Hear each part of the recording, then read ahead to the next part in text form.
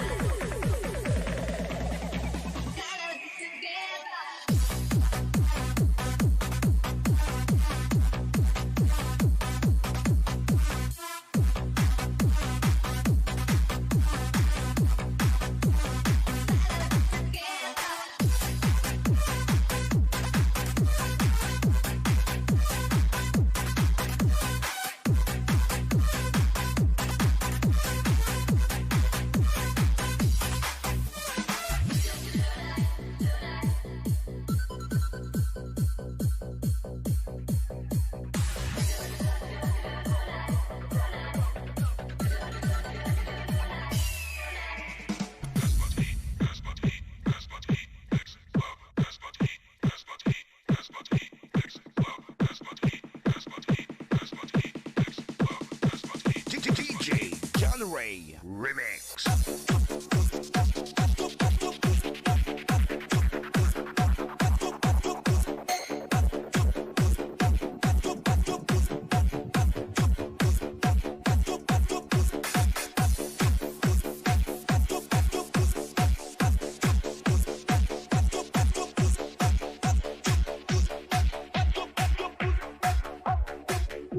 Nataka na talaga ako.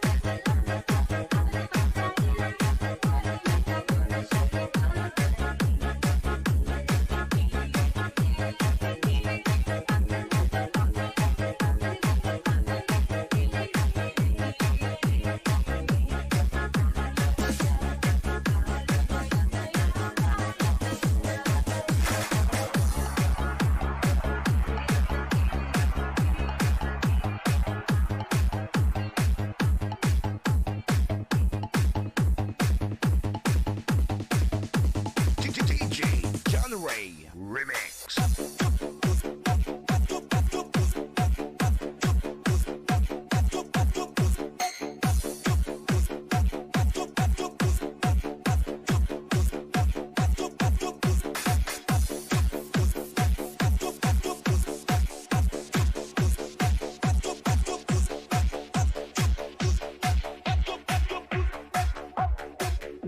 Nataka na talaga ako.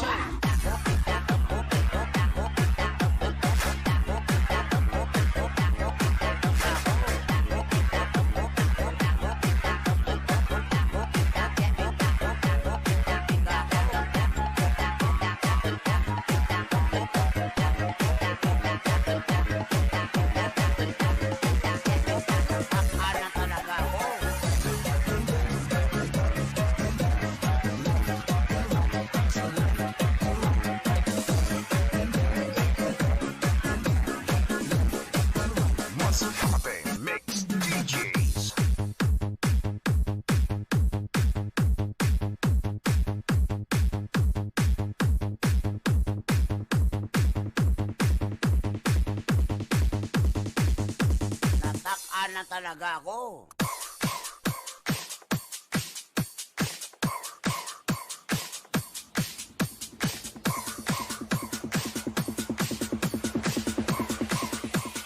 Reggie Flores Remix.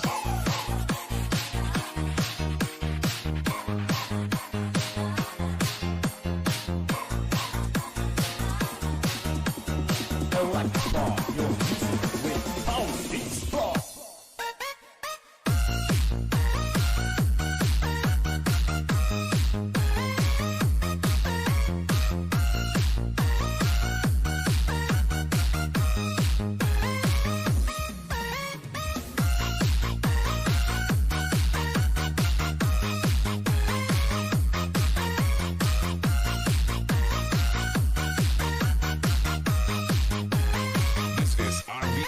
Sound.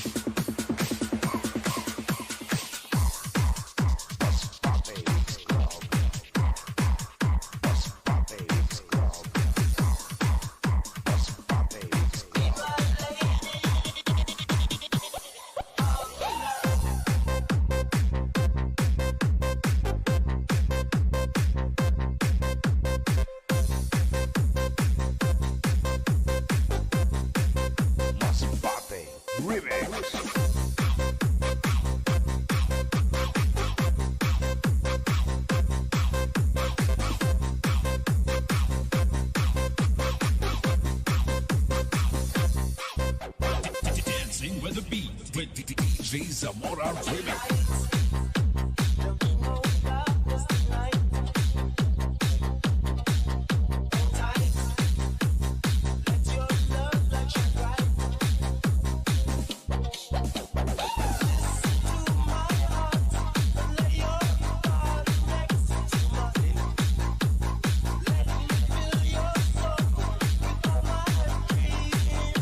Sonic Wave Disco Mobile.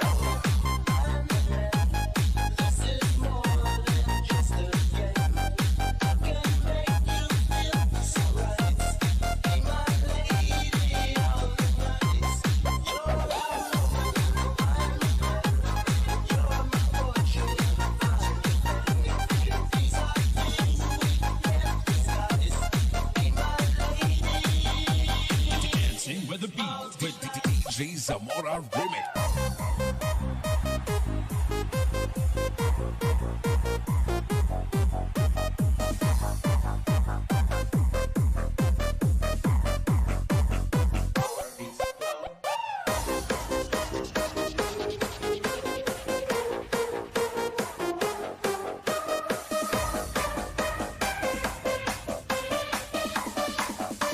Sonic Wave Disco Mobile.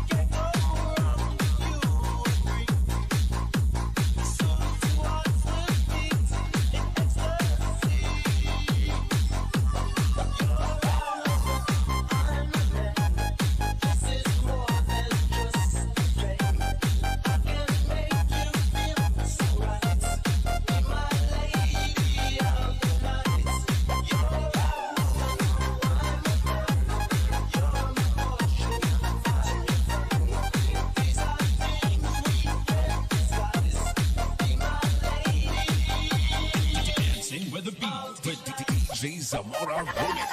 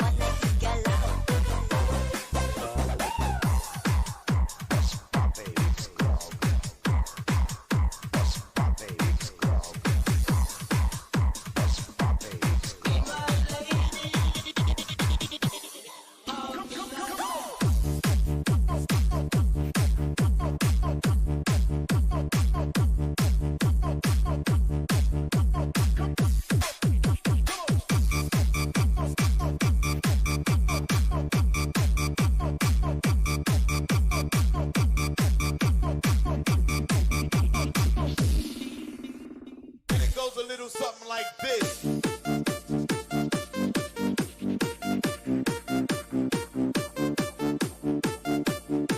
Mag-isayaw, mag-iataw kay DJ Rams. Guwapo.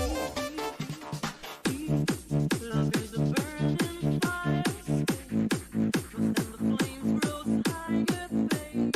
Don't let it steal your heart. It's easy. Come on, girl. This game can last forever.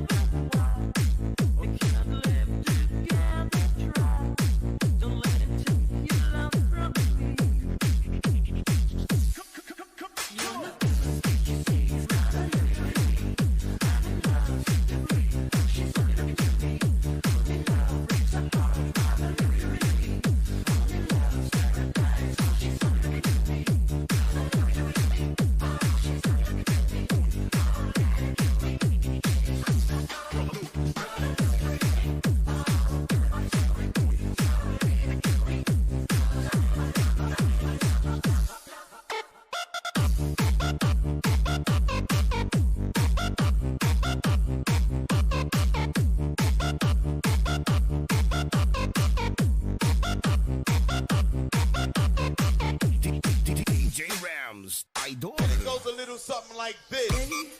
Cause this boy wants to get us loves more than he can handle, sir. Oh, come and stay by me forever, ever. Why does he go on pretending his love is never ending? Don't let him steal your love from me. Lanaw del Norte, Mix Club.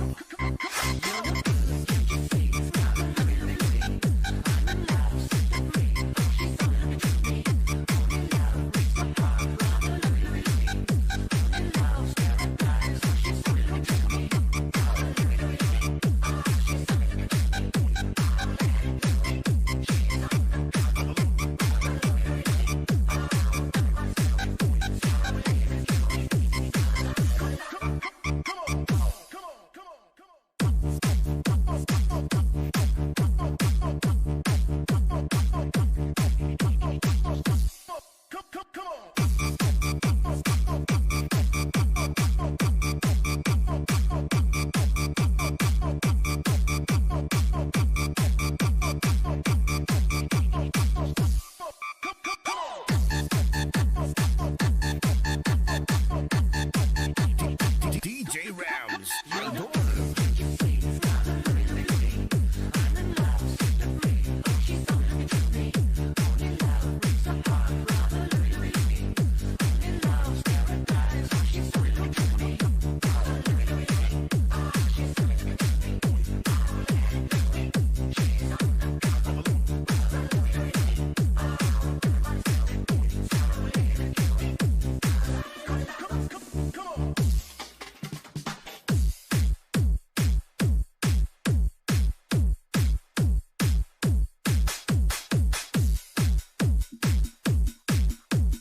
Lanaw del Norte, Mix Club.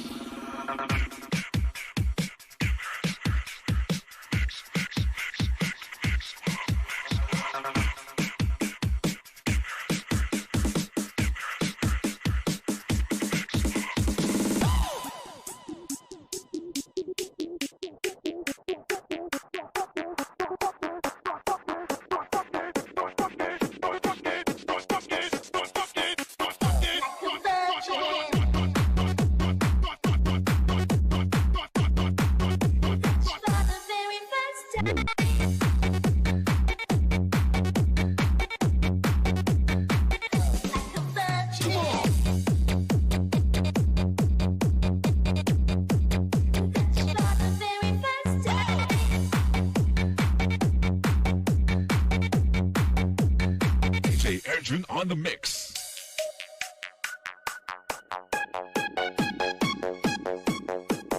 Do it.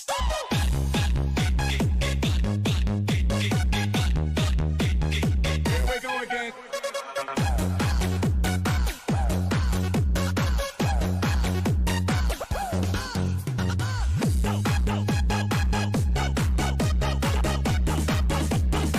Street, many sound system. I made it through the wilderness.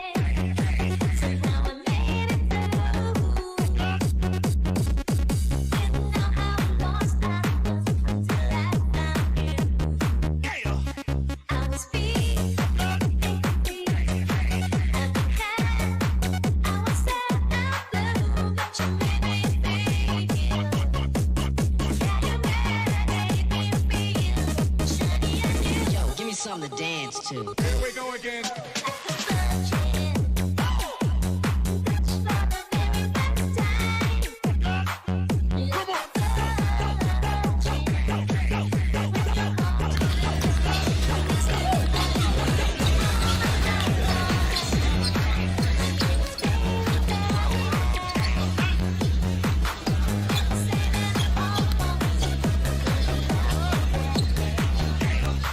Just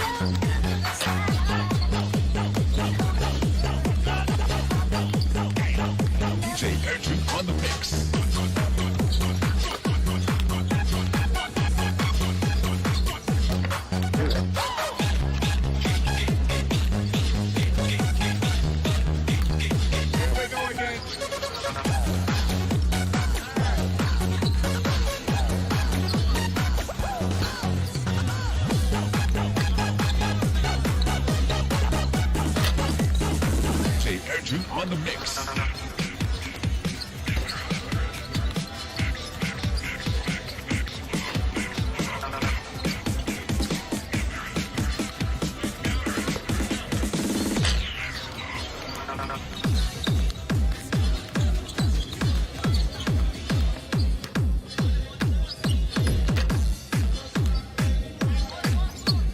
This is the mix of Carnes and Mix Club DJs. This is Team Destruction. Basta Team Destruction, campeón. This is the mix of DJ Romar, the best.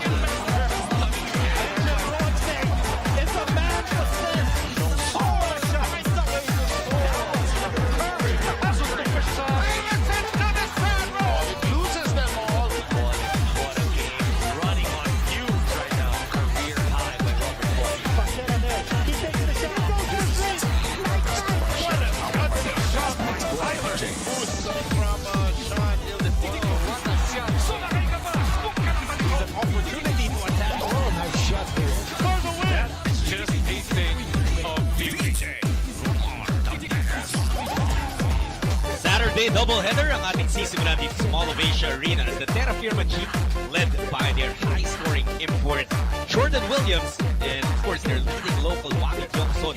Susubukan isa pa prolific import and Jalen Hudson at ang TNT Tropang Giga together with Mikey Williams and the rest of the gang.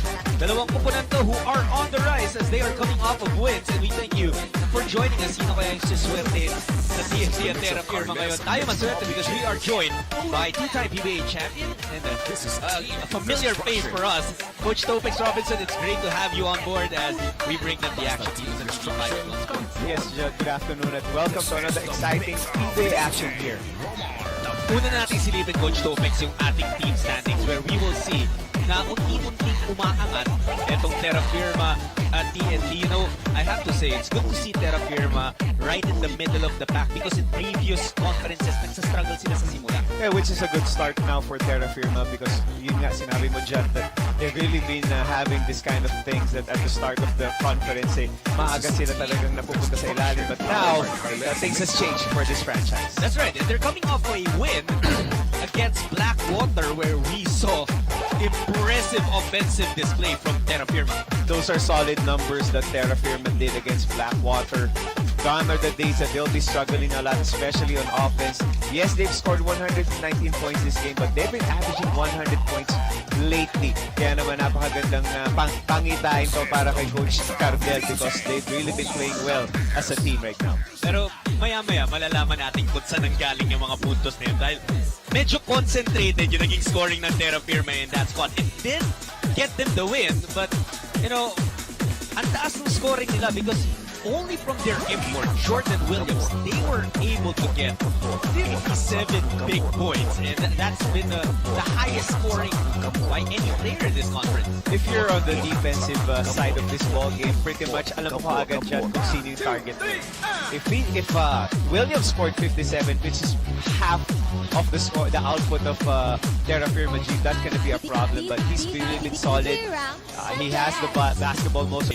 Binanggit na natin no, na doon sa huling game ng Terrafirma against Blackwater, si Jordan Williams nakascore ng 57 points. And like you said, hindi naman nagpaiwan si Jalen Hudson. We'll show you his numbers and his highlights in just a little bit. But this guy has certainly shown that he fits the mold of the TNT Tropang Giga. Pasok siya dun sa sistema na gustong i-employ ni Coach Jojo Lastimosa. He scored 56 points. Kung 57 si Jordan Williams, 51 naman ang ginawa ni Jalen Hudson. What's good about Jalen Hudson is he's keeping up, he's responding to the challenge that Coach Jojo Lastimosa has put up in him. Prior to this game, he only scored 14 points against Magnolia, and he was challenged by Coach Jojo to up his number, and up his number he did. He scored 20 points in the first quarter.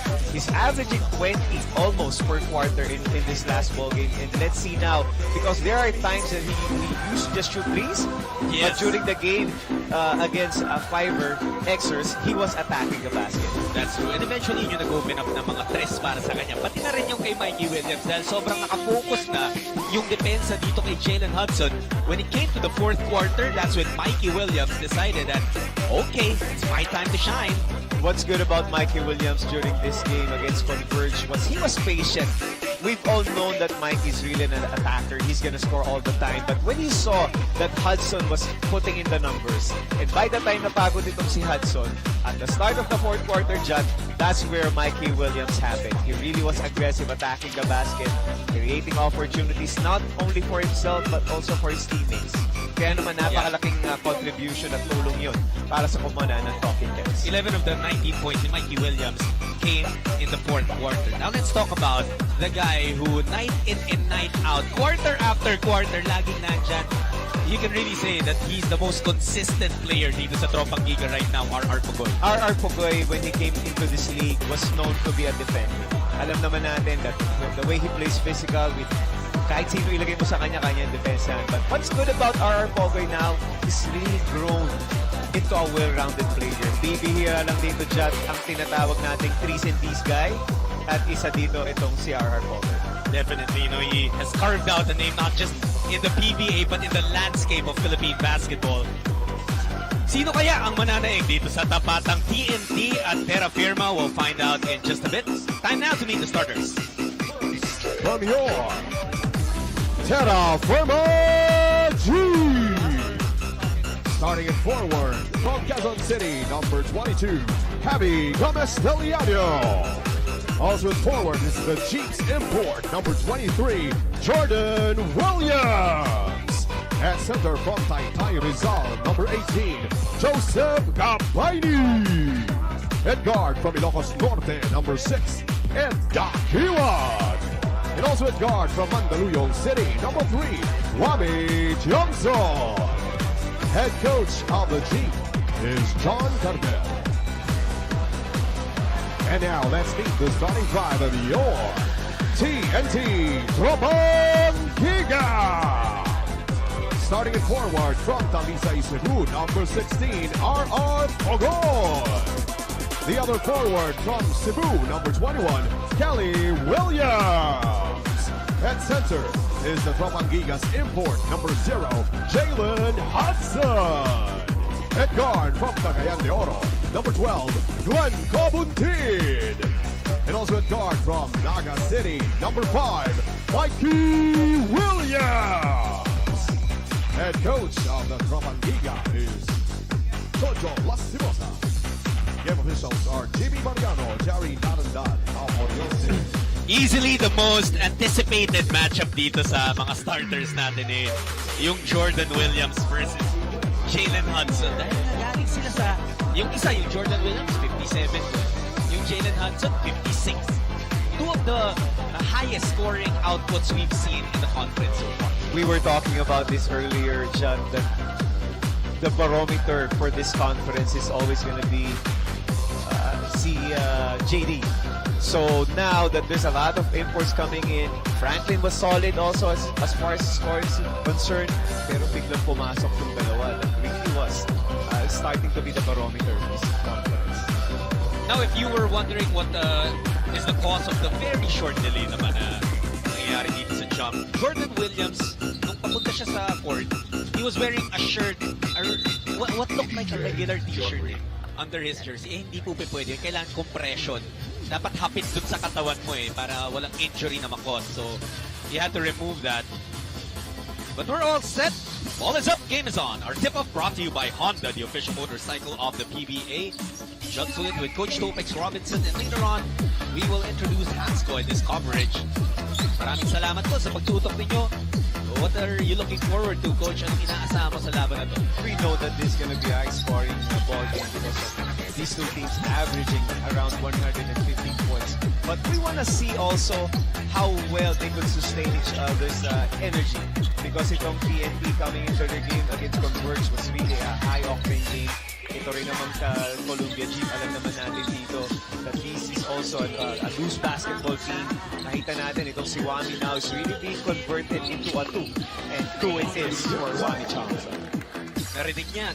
Wami, tsaka 2. Hindi binigyan ka niyan 2 points. Madali raw kausap si Wami Johnson. Boy, he has really been lighting it up. He's the local leading scorer right now. But you know, the first point from a Williams that we get in this game, tatlo kasi Williams eh. Akalain mo si Kelly Williams yung unang magbibigay ng tres?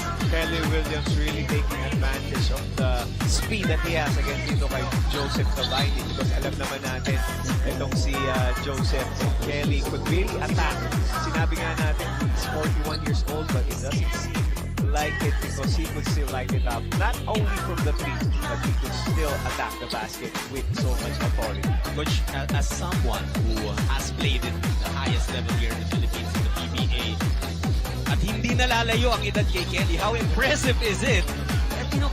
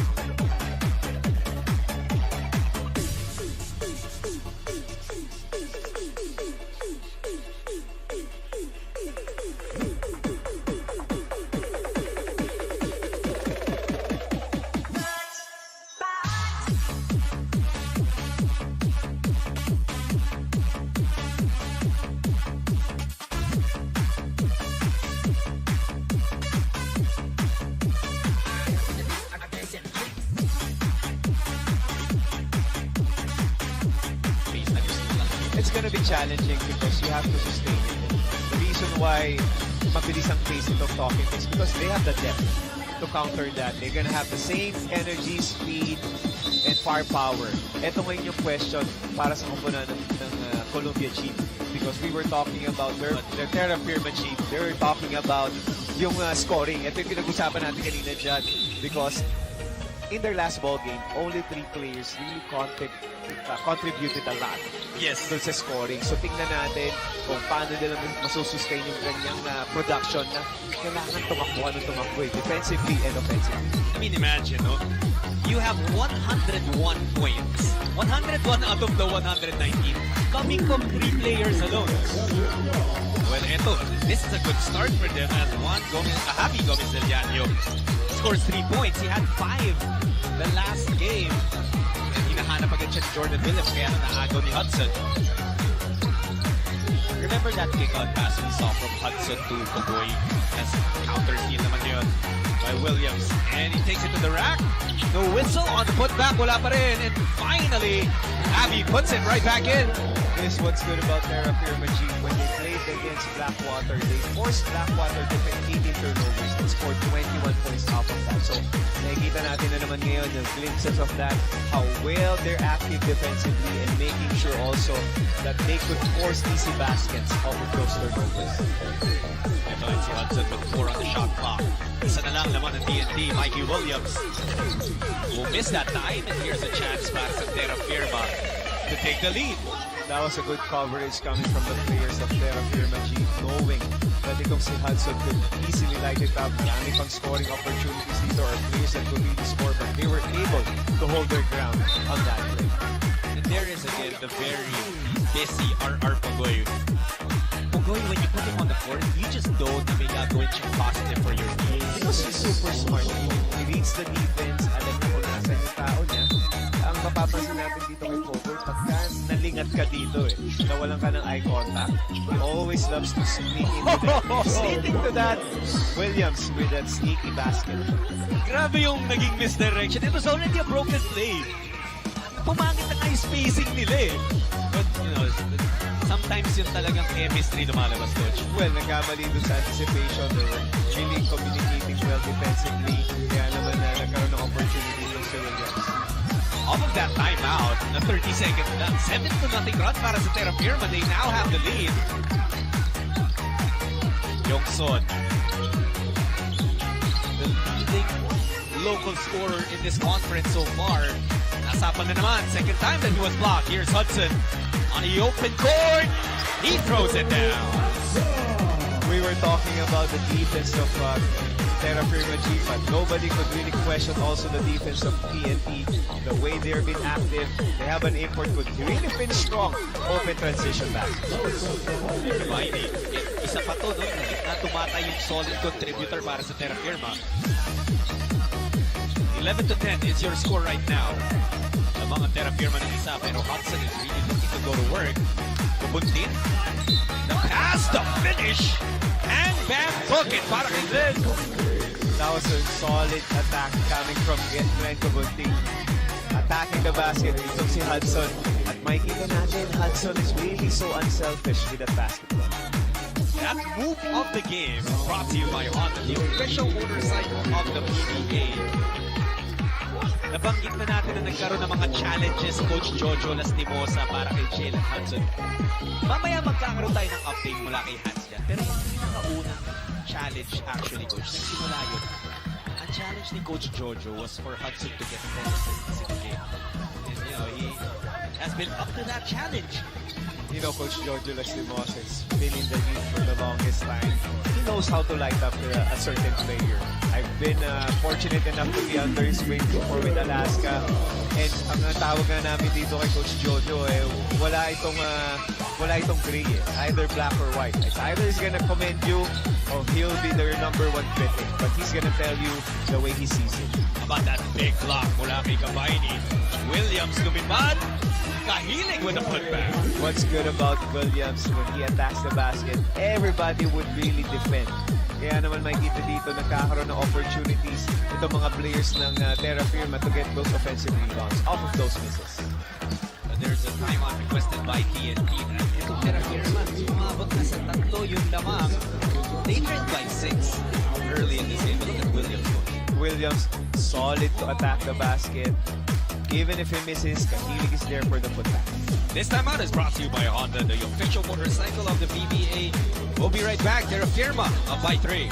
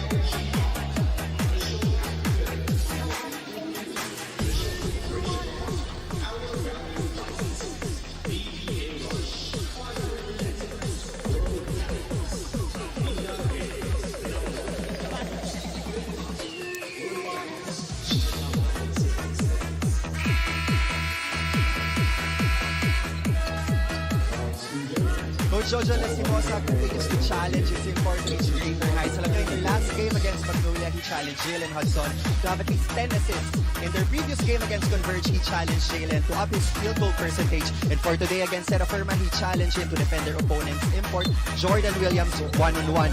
Reason for which ay hindi pa raw kasi niya nakikita si Jalen to have a matchup against an import. So let's see how Jalen will respond to this challenge for today. Back to you guys. Maraming salamat, Hans. So, yun yung latest challenge pala na mabantayan ni Hudson si Jordan Williams one-on-one. Well, Williams right now has 5 points. Ito yung isang Williams yung sa TNT naman. He also puts himself up on the board. That's his first points of this game. Yes, 3 na. That was a good play coming off the timeout for TNT, locating the attackers for their players. Ito si Gabay sa ilalim. Finds a way to make an impact there.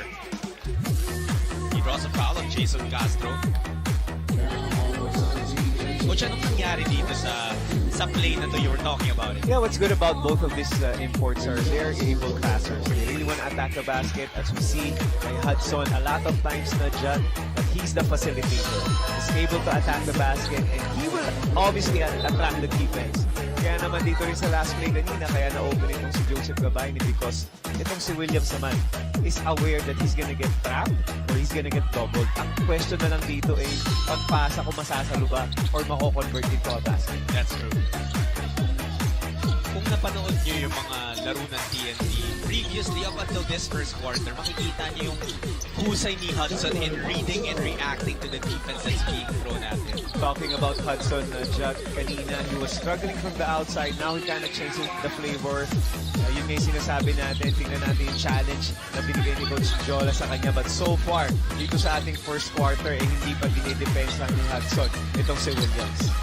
Remember dun sa mga unang laro ni Hudson, mas marami siyang tinitira sa labas. And kung sinabi nga ni Coach Jolas na, I want to see a higher shooting percentage from you. Nung kalaban na yung Converge, umatake siya ng umatake sa loob. Until, nag-open up na yung 3-point opportunities and he knocked those down. But, you know, Jordan Williams says, talk about me too. Eto, 3 para sa inyo. That guy already has 8 points. Now, solid numbers coming from Williams. Pero nga, ang maganda rin dito sa Talking Texas, while you are celebrating, they're already attacking the basket. Do they know that there's 34 seconds on the shot clock? I don't think so, but what's clear is we could see a lot of scoring opportunities from Talking Tex at the first 8 seconds of their shot clock. In the PBA, coach, meron bang number na parang for coaches, okay, decent yung ganito yung ma-score ng team natin in 1 quarter or ma-allow natin sa kalaban? I think I'd really go with the latter, yung points allowed per quarter kasi yun yung mas kontrolado mo because doon mo na-determine like with us, we always make sure that we try to limit at least below 20, decent for a quarter. But now with the way things are going, we were talking about Jeep and itong TNT, ang taas ng production. Yeah. Isama pa natin yung Converge dito because they've been averaging itong Converge at least 30 points per quarter. It's napakalaking numbers yun dyan. You know, in this conference, ang tataas ng mga scoring ng mga ibang games. One of the higher one, I think the highest one probably was yung laban na ng TNT at Converge. Combined 250 points between those two teams. We know coming into this ballgame, itong TNT is really been averaging a lot. Kaya naman itong Terrafirma Dyip, especially headed by Jordan Williams, waxing hot in the first quarter. Ito nga si Jordan Williams, sa husay nito, baka kayanin niya mag-250 mag-isa eh. He almost did that, you know. In their last game, I mean, score all the points for Terrafirma, but that is one guy they can always count on to help, Wami Johnson. Wami Johnson during their first game, their game against Blackwater was solid with 27 points. At maganda dito, nandito na si Alex Caragnot because that's gonna rest itong si Wami Johnson playing the point and having Alex leading the offense for Terrafirma. Sa TNT naman, pumasok na si Paul Varilla at si Calvin Oftana. Oftana also has been key para dito sa tropa. But like you said, Wami Johnson, when he sets up at dadating yung bola sa kanya, he's really good. Automatic na itong tawag kay Wami Johnson. That's why he's really been contributing a lot of points para sa Terrafirma.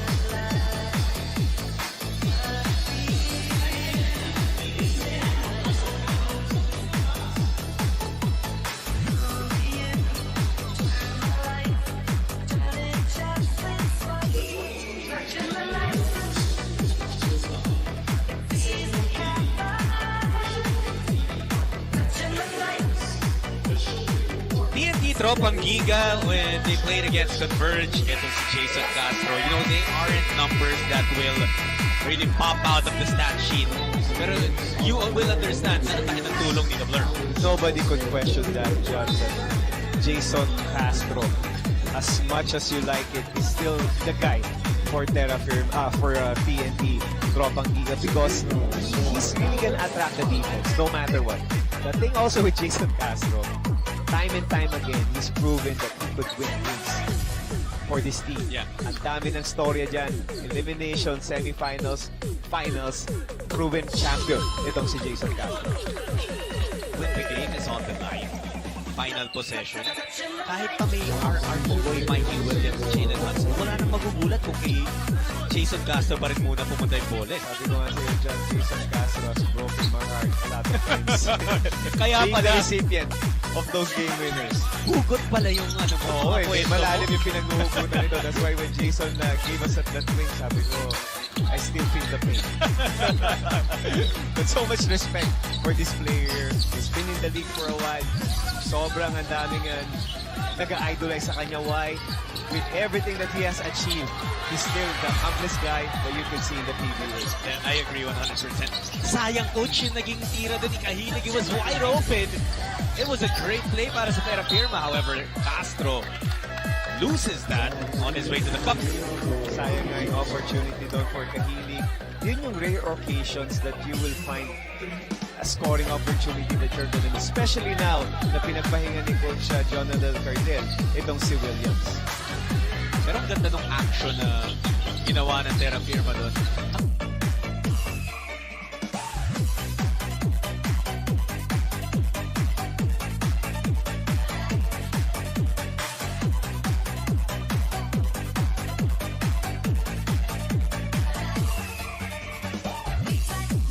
Up by 5. And in any other occasion, any other conference siguro, magugulat tayo to see this score. Pero sa ganda na pinakita ng Terrafirma last game, you know they're coming into this match with high spirits. High spirits it is for Terrafirma Chief, but the question is how long can you sustain this? Remember, you're gonna play 3 more full quarters. And alam naman natin itong TNT with the firepower that they have. Malalim ang pinaghuhugutan ng rotation ni Coach John de la Silva. Ito rin TNT, they're one of the better teams coming out of the halftime break. Pero hindi na maghihintay ng halftime. Ito si Hudson. It's a tough shot. I think they might review that. It really looked like a lock 2. Pero 3 muna yung binigay. Hudson with a board off the kapag not miss. Here he is pushing. Setting up Pugoy. Pinag-isipan yung 3. RR spinning. Napigilan. They reset. A minute to go in the opening quarter. Hudson against Kahilig. Puts it up. Finishing through the foul. What a solid attack coming from Jalen Hudson, reading the defense. First off, he made it the 3 right now. As we look at this replay, I think from my angle, he really stepped on the 3-point line. But that was a good shot coming from Hudson to beat the shot clock. But now itong si Kahilig naman, he saw the advantage, attacking the basket, being aggressive, and now being rewarded with the free throw line.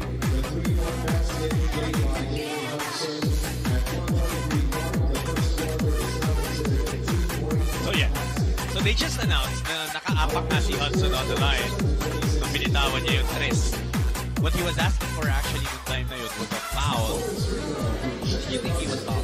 Well, he didn't lean forward, so hindi naman masasabing foul yun. But I mean, it could go either way, but Yeah. the way it was called by the referees, alam naman natin that, you know, they might not have the best angle all the time, so they're just gonna call it the way they see it. Ako, I thought personally na Nina did a good job of being able to stop his momentum na hindi siya papagka kay Hudson. Paano nakakuha ng block kay Ramos. Aldrich, natukahili. Nasapal naman sa likod ni Castro. Battle to the board, it's with TNT. Famous line, TNT has scored 5 straight points here. Pogoy, pinagpag yung depensa sa may pinektos. Papasok yung bola. RR Pogoy reading the defense, attacking the basket shot. Pansinin mo, hindi siya paangat eh. Mababa lang yung glide niya. That's why he was able to really clear the area for that layup. Eh, yung center of gravity niya low eh. Kapag not, thought about it. Good defense mula kay Chua doon. And even better from Pogoy as he gets the steal. Si Castro binigyan and Jason will finish. What a surge for TNT to end this first quarter. 9-0 run. Coach Topex to take a 4-point lead. That was a solid end of the quarter for TNT. Just when you thought that itong Terrafirma was really leading, but look at now, itong TNT ahead by 4 points as we end the first quarter.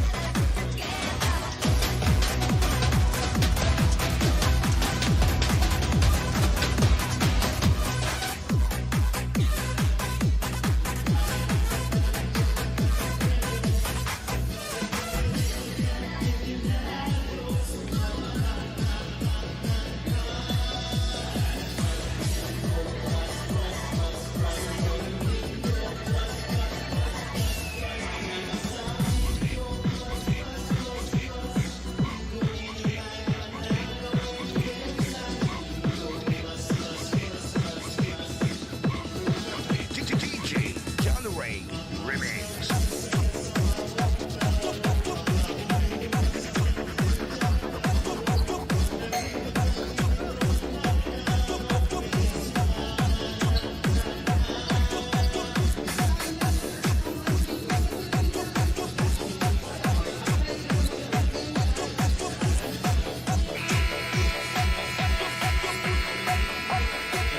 Alam nyo, dati kwento sa akin ni Coach Johnny Del Cardel, when they were on their lose streak last conference, it was a very depressing moment for him. To the point na hindi na raw siya nakakatulog. Praying na sana may magbago. And this conference has been very different para sa Terrafirma. So far, they're on their best campaign yet this season. And one reason for which is that their locals love their import. You know, in their team, they are all equal and mas naging solid yung relationship nila because of their bond as a team. Now, they know that TNT is a strong team to go up against. Given their championship experience, we reminded the players to follow their instructions and play with heart and mind. Back to you guys. Thank you so much, Hans. And Coach Topex, you played with and coached a lot of imports here in the PBA. And it makes a lot of sense as Octana hit that 3-pointer na minsan talaga merong sobrang galing, pero unfortunately, hindi makakasundo ng teammates. Mga ganong bagay, minsan basketball-related yung factors, minsan off-the-court factors. So, yun yung pinikwento ng Terrafirma. I was also talking to JP Calvo nung papunta dito sa venue, nagkasabay kami sa hallway. And he was telling them, ang bait ng import namin, ang galing, at higit sa lahat daw, ramdam na ramdam nila na gusto manalo. It's so important kasi yung import, sabi mo nga nung panahon namin pagdating ng import, papakiramdaman ng mga locals. Pagka nakita nilang magaling, that's one, sabi nila, okay na. This is gonna boost the morale of the whole team. But next challenge is, pwede nga magaling siya, but if he's gonna show any character issues, that's also gonna be a problem. So it's always gonna be a plus if you're gonna get an import who's just not just a scorer, but a good quality import. Yung character, isang importanteng bagay that the import should really get. That's what they're getting in Jordan Williams, but what Terrafirma wants right now is a little bit more points and a little bit more stops on the defensive end. Dahil umabot na sa 7 yun lamang ng TNT. Wapit Johnson hasn't really had the best of performances right now. 5 points on 2 of 8 shooting. Si Pogoy naman susubok sa labas. That's another 3 for TNT. And suddenly, etong lamang ng TNT is 10 points. They have now gone on a 15-0 run, bridging the first and second quarters. The latest installment of that is that 3 from Pogoy, leading us to this timeout brought to you by Honda, the official motorcycle of the PBA.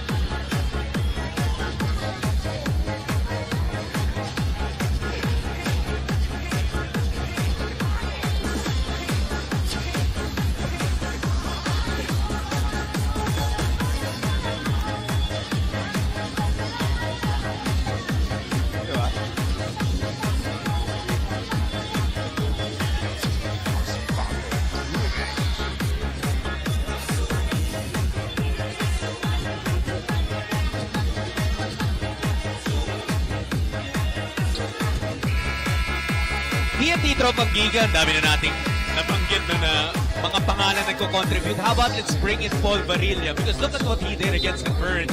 One of his highest scoring games in his PBA career and very efficient too. Well, Paul Barilla coming into this game against Converge has a role to defend itong si Franklin. Bonus is the 12 points that he produced, more than enough for them to really win that ball game. And now he has the confidence and then the trust of the coach. Now he's really guarding itong si Williams, which is gonna be another challenge because Williams is a different player compared dito kay Franklin when they play Converge. Absolutely. But look at Barilla. That's what they like about that man. His heart and his hustle. Opening up another 3-point opportunity para sa TNT. Half of that point should be given to Barilla because he hustled to get that 50-50 ball that ignited the 3 from Mikey Williams in the court. 11 points at the mga yun. TNT is the biggest of this game so far. Jordan Williams trying to do something about that. Happy Gomez del Llano, babawi ng 3. Key here is the passing that Williams will give to his teammates. They should score that because we know that itong TNTs really swarms the imports. Kaya naman you have an able passer dito kay Williams. Itong bola nagsisimula talaga kay Jordan Williams. See the respect he draws from the defense. Happy attack this time. Like to get into Tiongson. Ball lost, recovered by Terrafirma. Only 7 on their shot clock. Jordan sees it. He pulls up from 3. He gets it the ball. They foul pa. Golden of Ghana. Did we say that he can score? Well, that was a good shot coming from Williams just when we thought na mauubos na yung oras with Calvin Oftana challenging him. Not only beating the shot clock but also getting a foul kay Calvin Oftana. But the question dito kay Williams yung energy because he's really gonna be guarded a lot. So yung oras niya dito, yung quality of the shots that he takes when he gets tired will be put into the test dito sa ating ball game. And that's why importante rin talaga yung local contribution, Coach. You want an import that you can rely on, pero hindi ibig sabihin hindi mo na kailangan ng mga locals. Lalo na dahil nakikipagsagutan naman yung import ng kalaban. That's gonna be a big challenge for you because tama yung sinabi ko dyan, hindi lang pwedeng si Wami ang tumulong, hindi lang pwedeng si Capson. Kailangan ng ibang contributors dito sa ating ball game. Eric Capson hasn't even taken a shot here in this game. Has only played 5 minutes. And they're going solely to Jordan Williams, so may have forced the issue that time. Montana, nakakita ng puwang. If they're not getting 3-pointers, they're getting 3-point play opportunities. That's gonna be a big problem for Terrafirma Dyip because attacking is always gonna be on attack motion itong TNT. Right after the stop, habang nandun pa si Williams, ina-atake na kaagad ng mga players ni Coach Jojo Lastimosa ang paint. That's why now, itong si Calvin Oftana is being rewarded with an N1 opportunity. 7 points now for Oftana with 3 rebounds, 2 assists. less than 7 minutes of play. How impressed are you with this young man? Well, Calvin Oftana is really one of the cornerstones in the future. Not only now, but in the future for TNT. Ito na yung sinasabi natin kayo na Jack. Malalim kasi yung lineup nitong TNT. That's why kaya niyang umatake with a lot of baskets. But ito naman si Wani, being guarded by Oftana, was still able to score. Now he's 7 points. Bobby Johnson looking to come alive here. Pero gusto siyang postehan ni Oftana. Calvin has the size advantage. Pero malakas din itong si Wami trying to stay in front and he forces the kick out. Mikey Williams against Alolino. Jello got lucky that time. He sat back as Mikey danced on him. And solid defense para sa Terrafirma. One-on-one defense, coach. Just when you thought that si Calvin Oftana has the advantage, the height advantage against Wami Chongson, itong challenge dito, Jack, nagbabantayan din sila sa kabilang side. Oo nga eh. That's gonna be a fiery matchup for sure. Lalo na coach yung mga ganyan, yung on both ends of the floor kayo magkatapatan. Yan yung mental strength kailangan eh. Tapos mag-iinisan kayo for 94 feet. That's gonna be a challenge, especially for Wami, because Terrafirma needs Wami to score. Itong si Oftana, yes, we know that he could score, but there's a lot of players that could take that responsibility. Kay Wami, kailangan talaga, he has to produce not only 27, but more in order to really give Terrafirma Dyip a chance in this ballgame. Here's Hudson now. He loves these pull-ups. That's the reason why. Unbothered by the defense of Happy GDL. This is the problem now, I think, that Terrafirma has with Hudson, because we know also na kaya niya umatake. Hindi lang siya umaatake, but he could also pass the basketball. Wami draws a foul on Hudson. Napakatalino nito ni Johnson with those moves, coach. Hindi ko alam kung paano nila nakikita yung forte, but as we look at this Hudson attacking the basket, yung sinasabi ni Coach Cardell, huwag kang umatras eh. Because the moment umatras ka, that's gonna be an opportunity for Hudson to get that window opportunity for him to score. Ang ano naman dito ni Javi is, paano pag tinikitan ko, aatakin naman ako. But so far, ang question dito is pick your poison. It's going to be an outside shot that yes, he might score, but you go for a high percentage shot. Yeah, definitely a problem with someone like Jalen Hudson. Because he has 17 points, he's coming off a 56-point performance. Nakuha ulit ng TNT, even with that pass being deflected. It's with Mikey. Out to Pogoy, 5 seconds on the clock. Falling away, pasok pa rin. And he'll drop to the line for the bonus. That's gonna be a good execution coming from the players of Coach Jojo Lastimosa. Ang dami kasi pwedeng kumiscore dito. You look at the spacing that the players of Talking Legs TNT has been given, because everybody could shoot from the outside. Kaya naman bumubuka talaga yung bintana or yung painted area for TNT. Pogoy now has 11 points. Si Jalen Hudson pa rin yung leader with 17. Pero yung Mikey Williams may 9. Yung Calvin Oftana may 7. And that's what Coach Topix is pointing out, no? Yung depth and just the number of weapons at Coach Jolas's expense. Ito na naman si Pogoy. Completely missing that time. Williams gives it up to the key one.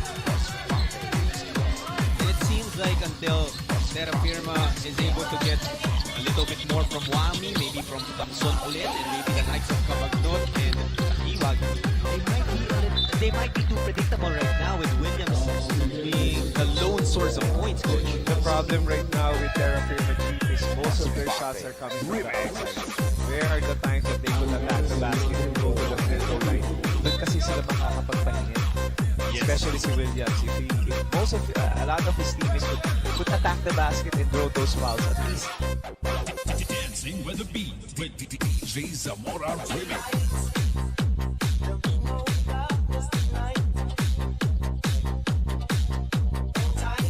Offensively sa mga manlalaro ng TNT. And he does have 16 points pero pinaghirapan niya yung mga puntos na yun. Terrafirma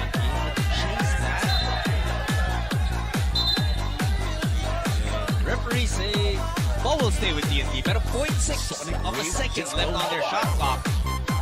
They have to go as quick as they can. Hihingi muna ng timeout dito. So TNT will be requesting for a stoppage. It will be their basketball with 0.6 of a second on their shot clock when we return. They're up by 12.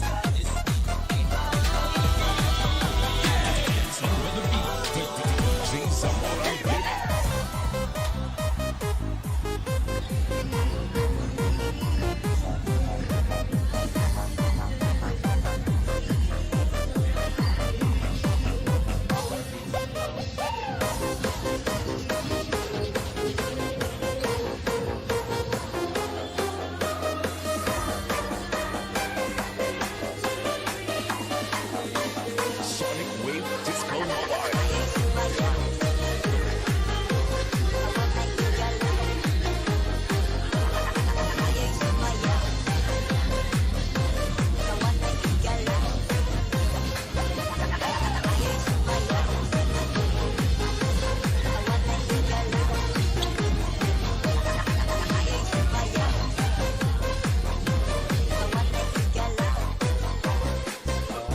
Aside from the challenge itself being a motivation, the 56 big points or the 67% field goal percentage of Jalen Hudson against Converge was a really motivation for him. And he told me that he was really just trying to be as aggressive as possible. He was just picking his spots. He knew when to attack and everything else followed. Now on that game, he realized one thing. They might be a little better than they thought because he saw what TNT is capable of and how big of quality guys are there to help him on the floor. And so far, we are seeing this on the second quarter. So let's see how the team will translate this challenge for today. Back to you guys. TNT is up by 12 here. 51-39. 5-12 pa naiiwan sa ating first half. Have to go quickly. Pugoy, that shot grazed the front of the rim. Pero it also went out of bounds. Right now, para sa Terrafirma, 16 points. Yung kanilang import, the next leading scorer is Wami Yongson. With 9, pero he's 3 out of 10 from the field. And you were pointing out, Coach Tofix, kung paano pinagtatrabaho ng TNT. Si Wami, well now, having GDL is the first Terrafirma local in double figures with them. Just 4 of 4 from the field.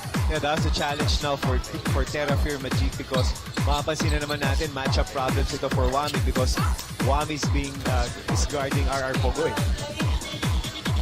Kanina nga si Octana pa yung kailangan niyang bantayan for a possession. Did you also try to do that, Coach? You know, titingnan mo yung best player ng kalaban ninyo, say, make him work on defense para mapagod kasi ito, di madali mapagod tong si Javi. He gets a put back there. Yeah, just I would like to answer your question, Chad. Kailangan kasi pagtrabahuin mo yung best scorer sa team. Whether it's an import or it's a local. Kaya naman napalaking bagay para sa koponan ng Terrafirma Dyip. Yung may tulong ng isang Deliano, may tulong nitong si Jelol dito because makakapagpahinga kahit konti. Itong si Wami Chongson at itong si Williams. Williams, the Mikey one, is able to up the lead again of TNT back to 9. Nice play! Gomez Deliano really making his presence felt for Terrafirma. He assists on that Yongson layup. That was a good attack coming from Javi Gomez Deliano. As we see itong si Mikey Williams. As soon as you score, he's really gonna attack the basket. Mukhang nasaktan nito si Chelo Alolino. And Alolino is actually looking for or hoping for an offensive foul.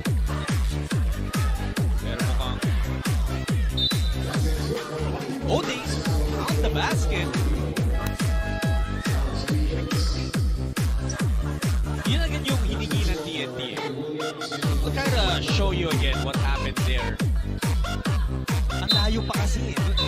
Williams, he was just a step inside the 3-point line nung na-foul siya ni Alolino. But you have to remember yung speed nitong si Mikey Williams. He might have gotten it from the 3-point line, but if you're gonna look, if ever we're gonna show it again, ang ginaano doon ng talking in ang TNT is yung motion eh. Kasi the moment you foul, you have a step at least to attack the basket, and that's what Mikey Williams did. At makikita na natin ngayon na yung sinasabi ni Coach Jolas na challenge, because now itong si Hudson is gonna guard Williams on the defensive end. Yung good news para kay Hudson, hindi niya naman pala kailangan gawin buong laro. Pero there will definitely be times like right now na siya yung magiging designated defender ng high-scoring Jordan Williams. Tsaka pinagod muna ng mga locals. Nagpalitan muna yung mga locals itong TNT. Kumbaga dessert na yung pinapatikit dito kay Hudson. Williams misses. Alolino. He hit one earlier, could not get this one, and Williams will get the putback. This is the thing now on transition. Hudson wasn't able to guard Williams. Kaya naman off of that miss by Jello Alolino, he was able to get that basket. How about that? Hudson, ginawa na lang ng paraan. This is the challenge when you're defending Hudson. He finishes on both hands. Kanina, he was attacking the right. Ngayon naman challenge pa rin, but he was able to finish off of that left hand. Ito ay ibang Terrafirma. Hindi pa rin naman sila pumapayag na tuluyang maiwan dito. Yes, it's a double-digit lead para sa TNT, but Terrafirma has been able to mount these mini runs, coach, that bring them back into the game. Yeah, but it's not enough. You have to make sure you make a score and you make a stop. Kasi nga naman, kung ganito pa rin ang trend, lumalamang na ng 10 itong TNT. So, bawat mistake na gagawin mo, just like now, the turnover that Eric Campson did, may opportunity to score itong TNT.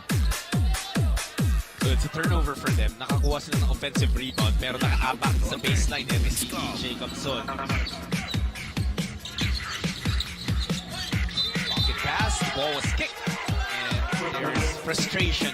A lot of it on the side of Terrafirma because they felt like naagaw na nila. They felt like the whistle kind of bailed TNT out. There might be a technical here.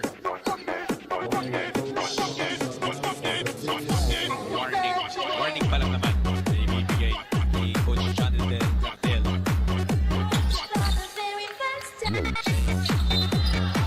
Gamson with a push there. Free ball. So this is the big test for Terrafirma. Medyo nagiging frustrating na yung stretch na to. Kanina kasi mas tipid sila. Character ng test in this situation, coach. I think at this point of the ball game, you have to make sure that you're going to make the right decision. Because if you're going to keep on fouling, proving a point, nasa penalty na itong TNT, and you have your best player in the free throw line. So you want to make sure hindi lumaki yung kalamangan. That's why you want to focus on what's important right now is to focus on your execution of offense and also your execution on defense. Technical foul is slapped now on Terrafirma. Si Eric Gamson ang matatawagan ng technical foul and sunod-sunod na. Yung mga tawag against Terrafirma right now, they're paying the price of, again, their frustrations coming out. And unfortunately, syempre, yung frustrations mo ito sa tawag, you vent it towards the referee. Kaya sinabi mo kanina, Jack, because ang laki na yung kalamangan we were talking about it, and if you will give them those extra points, it's gonna be a long afternoon for you if you're Terrafirma Dyip. Well, ito naman TNT, Compose, taking advantage kasi nga naman, kung ibibigay sa amin to, we're gonna take this. And indeed, Jalen Hudson took it. Perfect so far from the free throw line. He's got 22 points from the field, coach. He's 8 of 9.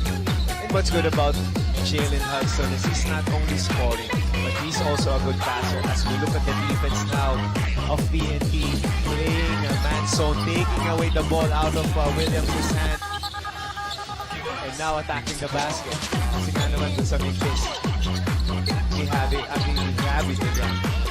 Ito ngayon si Castro na agaw ng Terrafirma. Alolino, the lob, Williams with a finish! Finally, itong Terrafirma Dyip capitalizing off of the turnover, and not only that, they got Williams for the easy slam. It wasn't just a slam, it wasn't just an alley-oop, and it wasn't just 2 points, no? It was a way to restore order sana sa Terrafirma. Pero kita mo, yung bilis din ng responde sa TNT. That's the problem now when you're really training kasi napakalaki na ng basket para sa pagbanan ng TNT. I love the effort of Capsondo as he will find himself at the free throw line for 2 shots. Eric hasn't really gotten his groove, but Jordan Williams has. Perfect pitch mula kay Alolino. Grabe yung Jordan Williams talaga. Kayang gawin eh.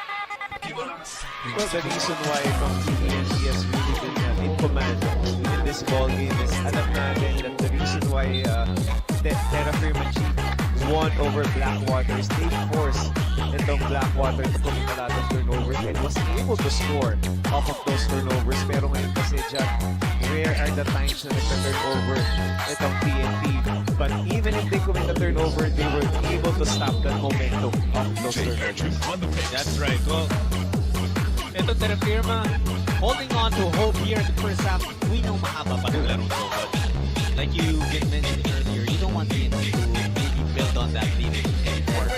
Because TNT is a veteran team. They know how to take care of their basketball. As we look at our veteran guy, our Pogoy, not only proving his worth offensively, but also providing a lot of fire defensively. Already with 11 points, 2 rebounds, 2 assists, and 4 out of 7 from the field goal. Ang lamang ngayon ng TNT is 13 points.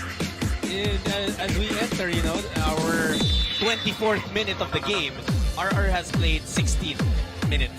And he's a plus 20, coach. Already. Sila ni Jalen Hudson yung pinakamataas. Plus 21 si Hudson. Si Pogoy is plus 20. Is that a stat that you look at? Could you tell us more kung paano nyo binabasa as coaches yung plus minus? That just shows how vital of an import itong si Hudson as we look at him dito sa ating screen. And we were talking about Pogoy.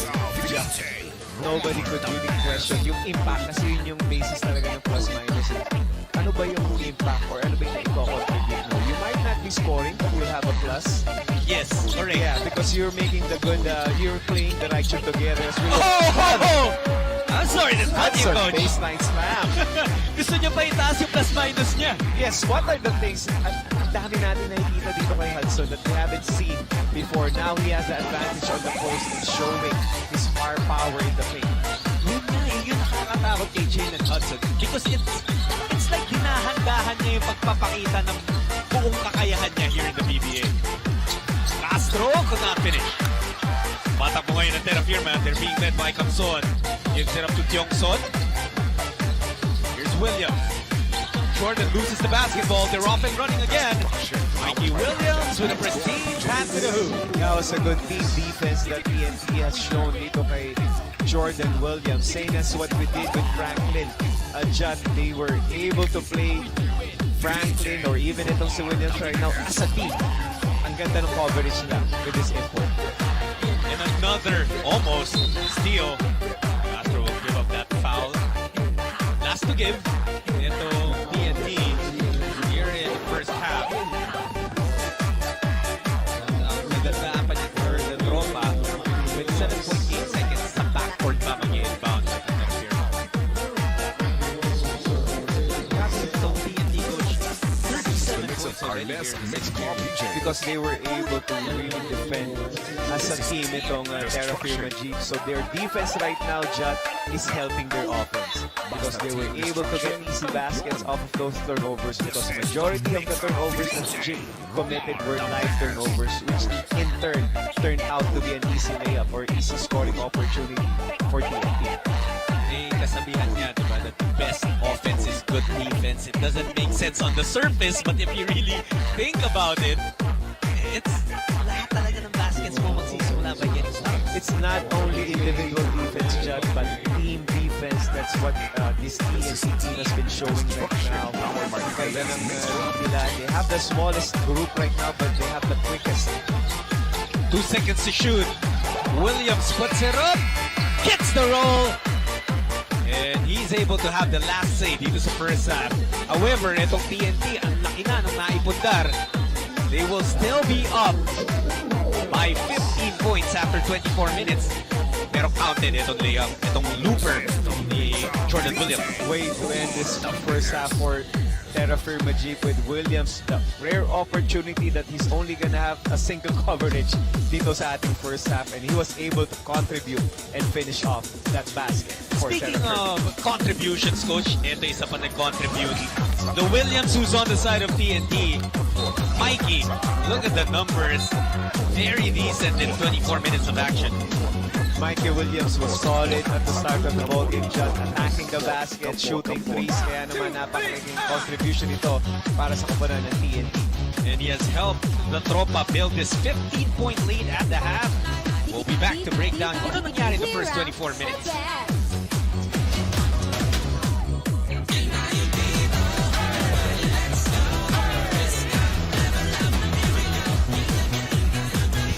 Upside down and inside out. I'm about to show all you folks what it's all about. Now it's time for me to get on the mic and make this tag team party hot. I'm taking it back to the old school, the old school. Who's so cool? If you wanna get down, move there. Upside down and inside out. I'm about to show all you folks what it's all about. Now it's time for me to get on the mic and make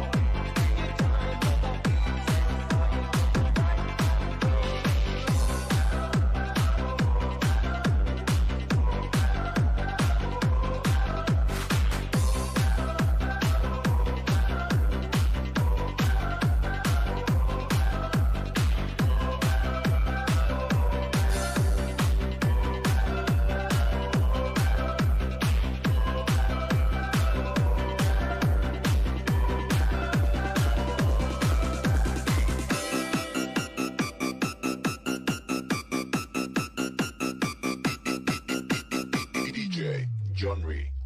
Labinger trial, Labinger trial,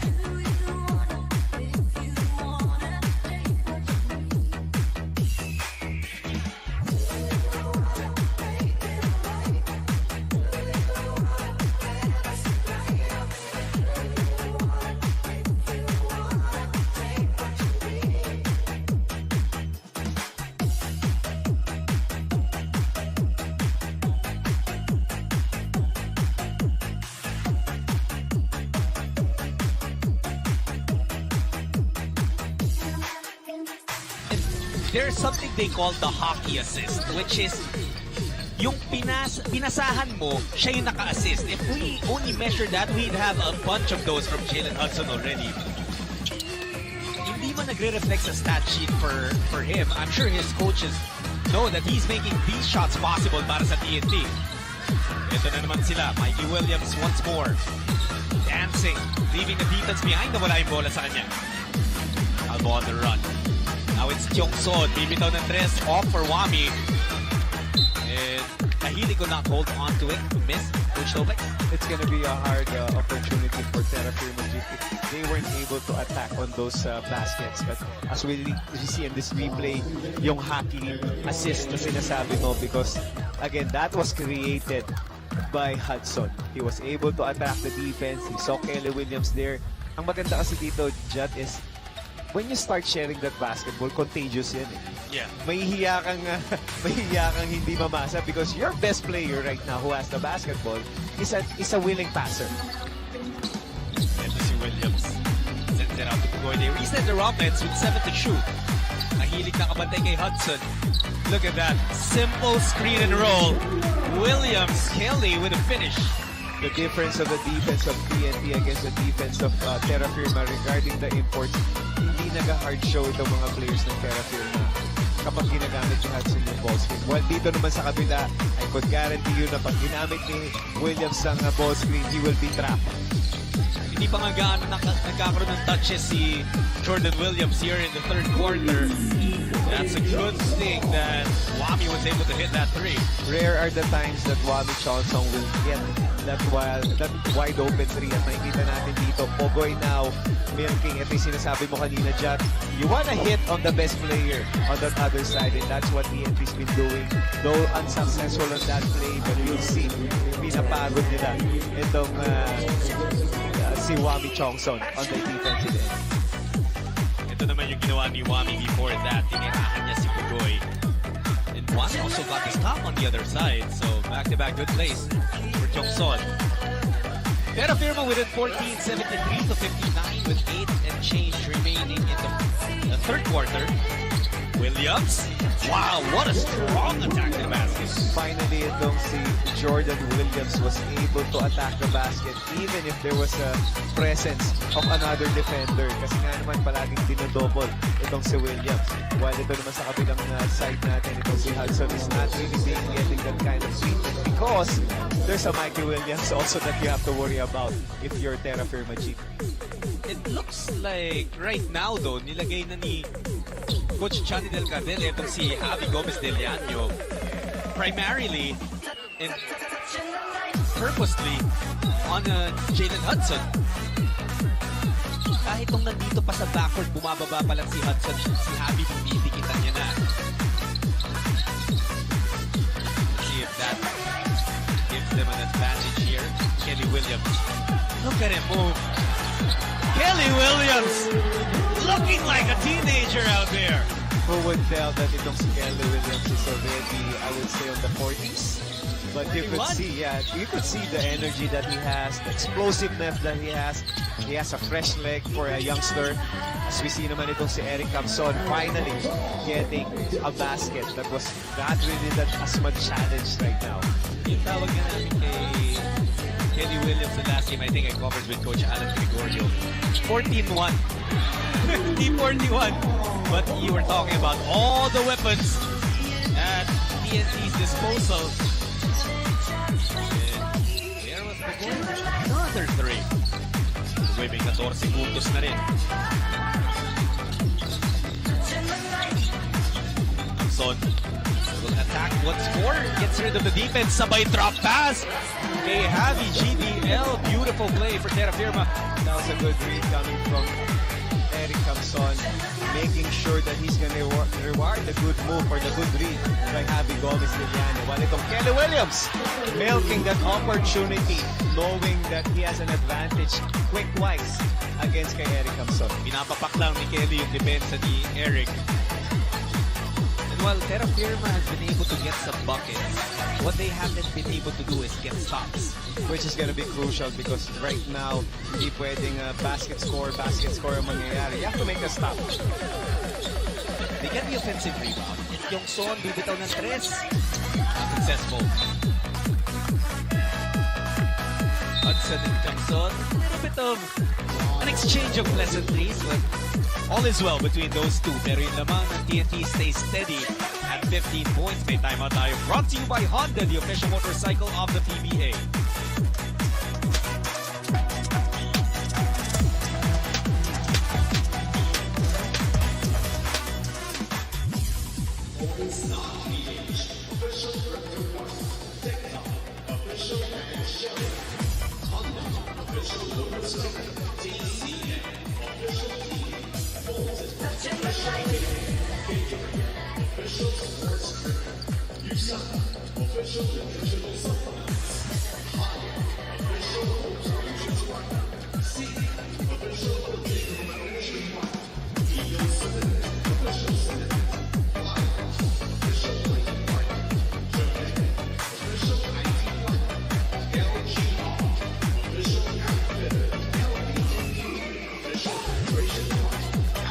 Earlier, I was able to hear what the players were talking about on the huddle prior to the start of the third quarter, and Eddie Kamson urgently voiced out to the team to play the way they played the last 4 games. He was referring to how they played as a team, the kind of selfless basketball in the past games, because to him, during the first half, they were playing selfish basketball. Now, the coaches reminded them to be more patient with offense and to don't mind the score, just play. Back to you guys. Sometimes yun talaga yung key coach topics no? Kapag down ka na, you just wanna keep playing, executing kung yung game plan. I think what's important right now if you're Terrafirma Dyip is to focus on the small wins. You wanna focus that itong quarter na to, hindi ito magiging quarter that itong TNT would score another 20 or 25 points. Try to limit that maybe. And what are the things is you wanna make sure hindi ka masyadong nagko-commit ng turnover, but it's easier said than done because if you have a team like this that's really smart playing together at isa pa nga sa ginagawa nila that they keep on doing now is they're exposing itong si Wally Johnson being matched up against RR Pogo. Wally Johnson, may 15 points na dito pero tama ka coach on the defensive end. Doon medyo lumalabas yung kung saan gusto pumunta ng TNT mostly. Ball and screen by Chua. Then they go to Barilla.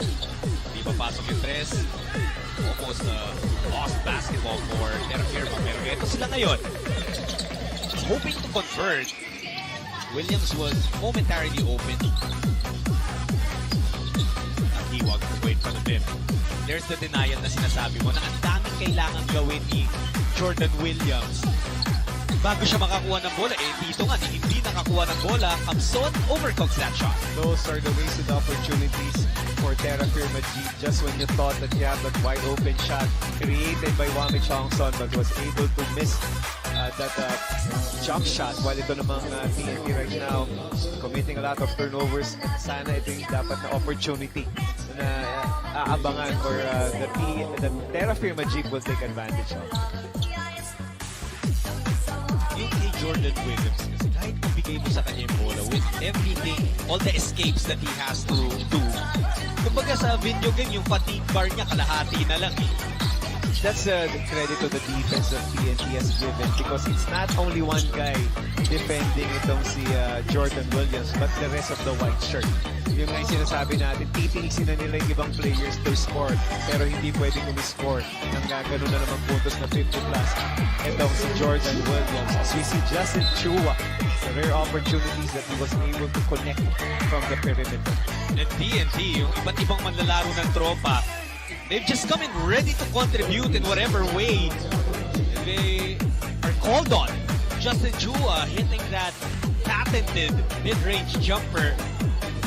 Mapa Meralco, Mapa Phoenix, Mapa Inlex, ginagawa niya na yung jumper na yan.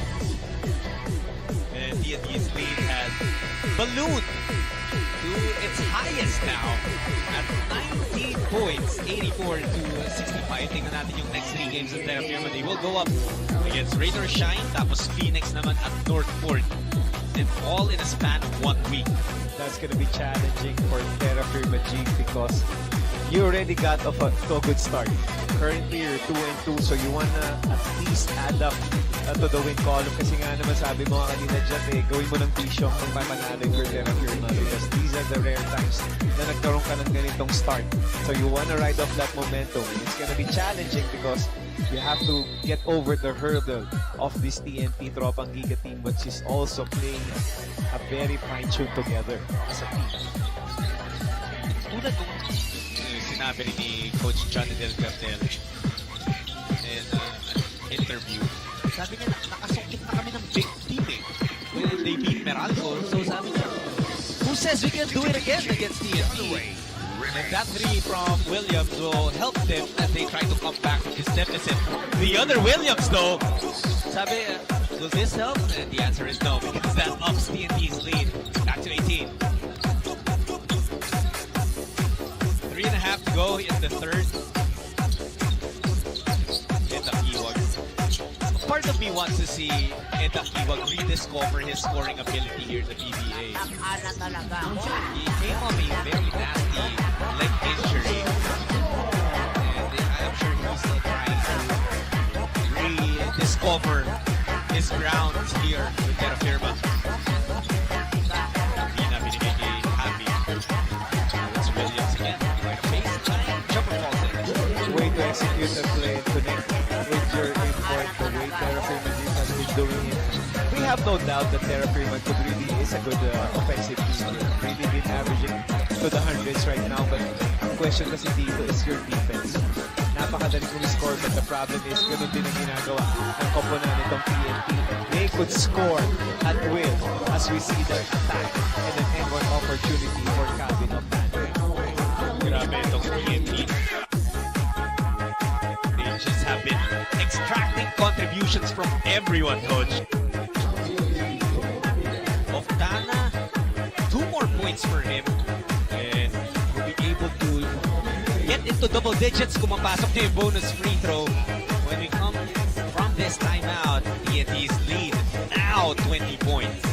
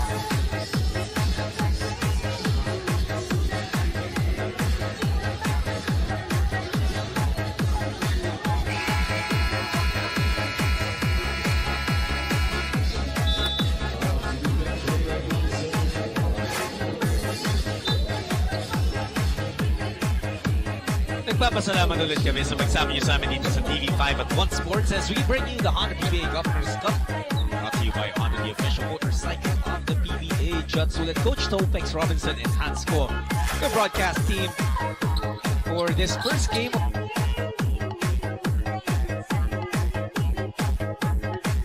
Rima, they were lucky hindi pumasok yung tres. But you could see the dominance of TNT making sure that they will win the 50-50 ball so far. They not only getting it, but they were able to score off it. At kasi naman itong si Jordan Williams. Saringin kayo kasi siya right now, Jet. That's why it's really hard for him to really contribute in this ball game. Humihingi ng traveling yung TNT on that move by Jordan Williams. Can I get your thoughts on it, Coach? I wasn't really able to have a clear view of that offense by Jordan Williams. So, but you could see really that medyo nag-struggle sa scoring ngayon itong Terrafirma. Punta natin si Hans. The 57 points of Jordan Williams last game is a testament as to how aggressive he can be on the court. Pero alam niyo, off the court, his teammates describe him to be soft-spoken, humble, and down-to-earth. And I experience it myself. And one of the reasons is because of his buddy, Eric Amson, who makes him laugh. Kwento sa akin ni Eric, para daw cowboy si Jordan. Kahit na sumasama kung san-san. Pero ngayon nga, tignan natin how this friendship will translate for this game. Back to you guys. Parang ang sarap yayain ni Jordan Williams sa mga turo-turo, mga paborito natin Coach Topix. Well, that's nice to have an import na could easily blend in with the locals. Kasi yun yung palaging challenge sa having an import.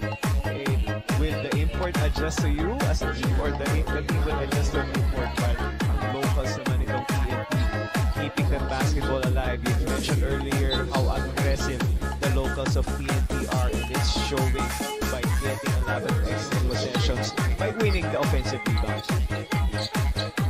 Everyone has just been ready to contribute para sa TNT. And here they are again. Castro leading the break. The blur going up top. Oh, wow. One of the more impressive missed alley-oops.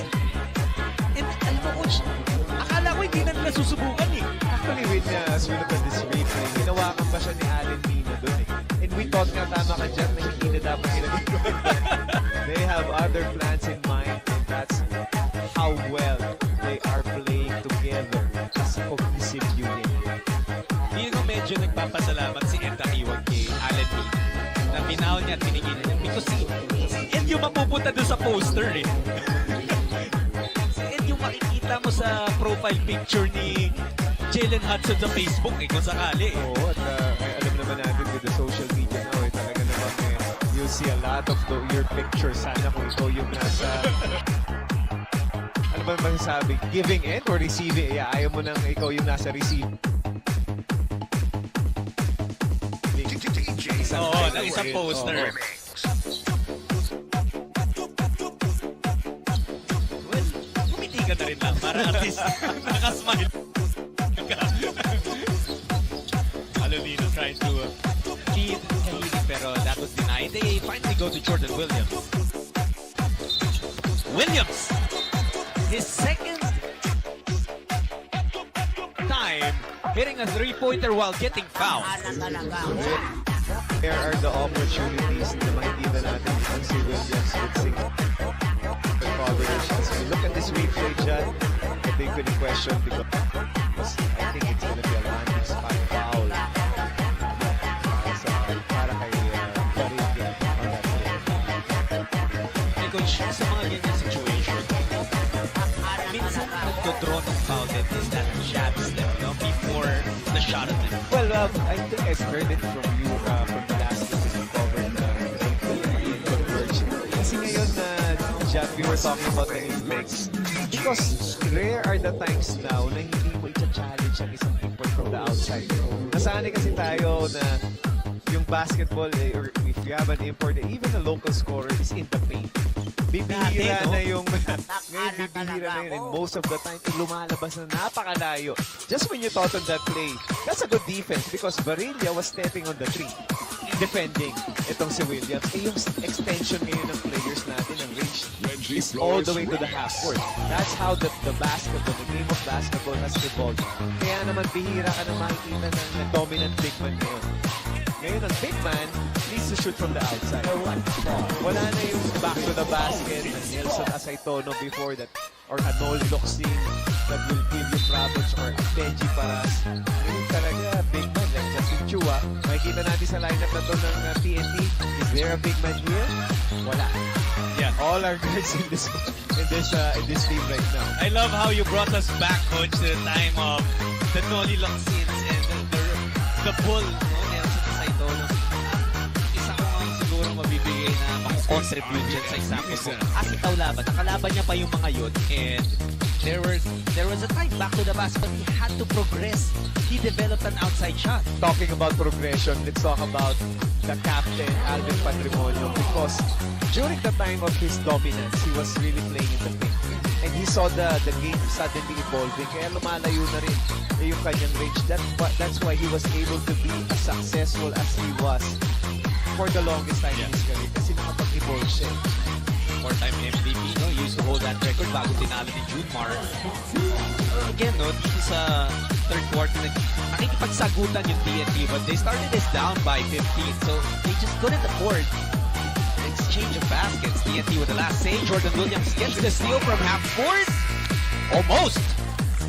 But no points scored on that final attempt. So lumaki pa yung laman ng TNT here in the third. Let's talk about the contributions of a certain Calvin Oftana. Calvin Oftana is not only connecting from the outside but was able to attack with might in this ballgame. That's why he has already 13 points together with 8 rebounds and 3 assists. And he has not really played a lot of minutes. 14 minutes pa lang ang nilalaro niyan. So very impressive contributions. Kaya rin naman ng mga TNT, 96-77. We bring you the fourth quarter in just a bit.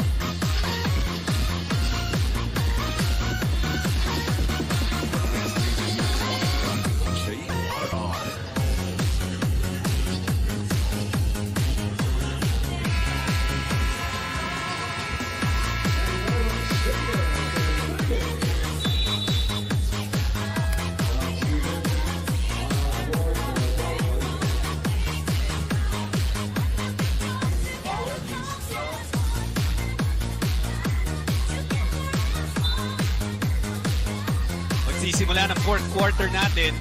TNT still up here by 19 points. You got shots ulit. Coach Topex Robinson and Hans Po. Gatid po ng laban ng Terrafirma TNT. You're on TV5 and One Sports. 12 more minutes remaining here. And this might have to be close to a perfect quarter para sa Terrafirma.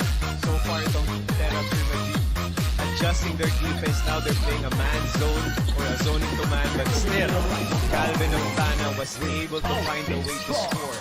At eto na yung sinasabi mo kanina, Jad, Calvin Oftana, fresh pa rin, kaya naman sobrang deadly pa rin sa kanyang offense. Not only offense, but also on defense because he has the speed and the size to match up with anybody in this game right now. That's also why we saw him sa pool, the roster ng Gilas Pilipinas for a time. He fits that mold of the player you need in the international game. If you would look at the mold of Calvin Oftana, pretty much you're getting the sense of a Troy Rosario.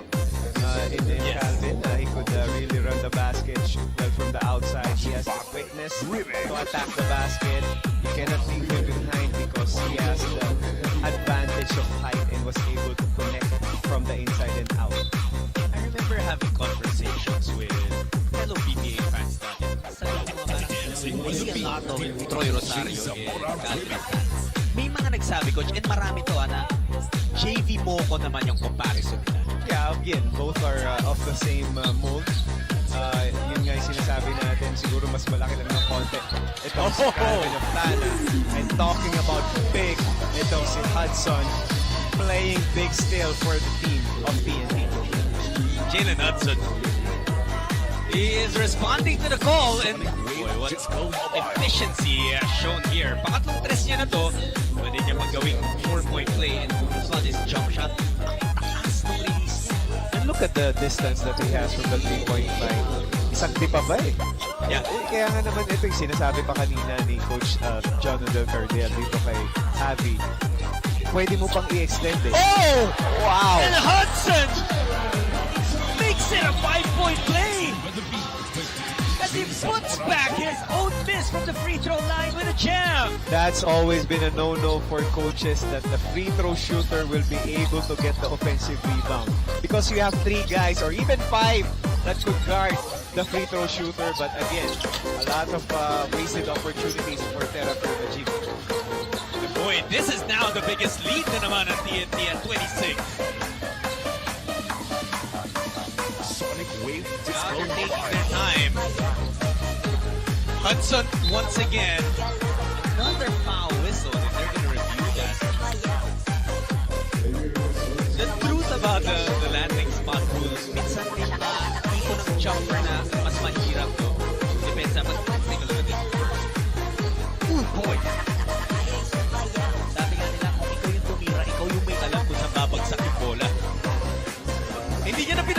binalik niya na agad sa ring, coach. This is really something that I think coaches should really address. You know, defending the freedom shooter. Kasi parang ano yan eh, nasa bahay ka at pinapasok mo sa kwarto mo yung bisita mo. But as we look at now, another Hudson 3. Oh. I think that's the angle of the referee. Nakita niya yung landing. But ang question dito eh, nag-land na rin. And then sa tulo na yung na-hit. So let's see kung itatawag pa rin dito. This landing spot foul. The thing about this is, once nakito na we talked about this in the last game I covered with my partner back then. Pag nakita na yun, there will always be a corner. Diba? So, sometimes, coach, may mga nakita tayo. Now they say, okay, it is a flagrant foul. This is a different angle, coach. What do you see here? I think at the first land, yung sa heel. Oh, there is Tumahan. contact. There is contact. So that's really a clear foul. Maybe the referees the referees at that angle wasn't able to see it.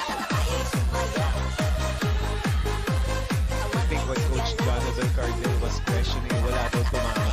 Maybe the angle that they saw wasn't clear as the way we saw it from our replay. Kasi nga naman tinitingnan niya is dun sa taas. Yeah. Pero yung unang angle natin, akala ko wala eh. Wala tama. But from the other one, it was clearer there was contact.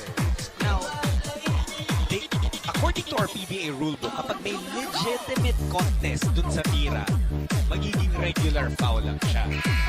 But I believe, what they said there was there was no legitimate contest on the shot. Ito ulit siya.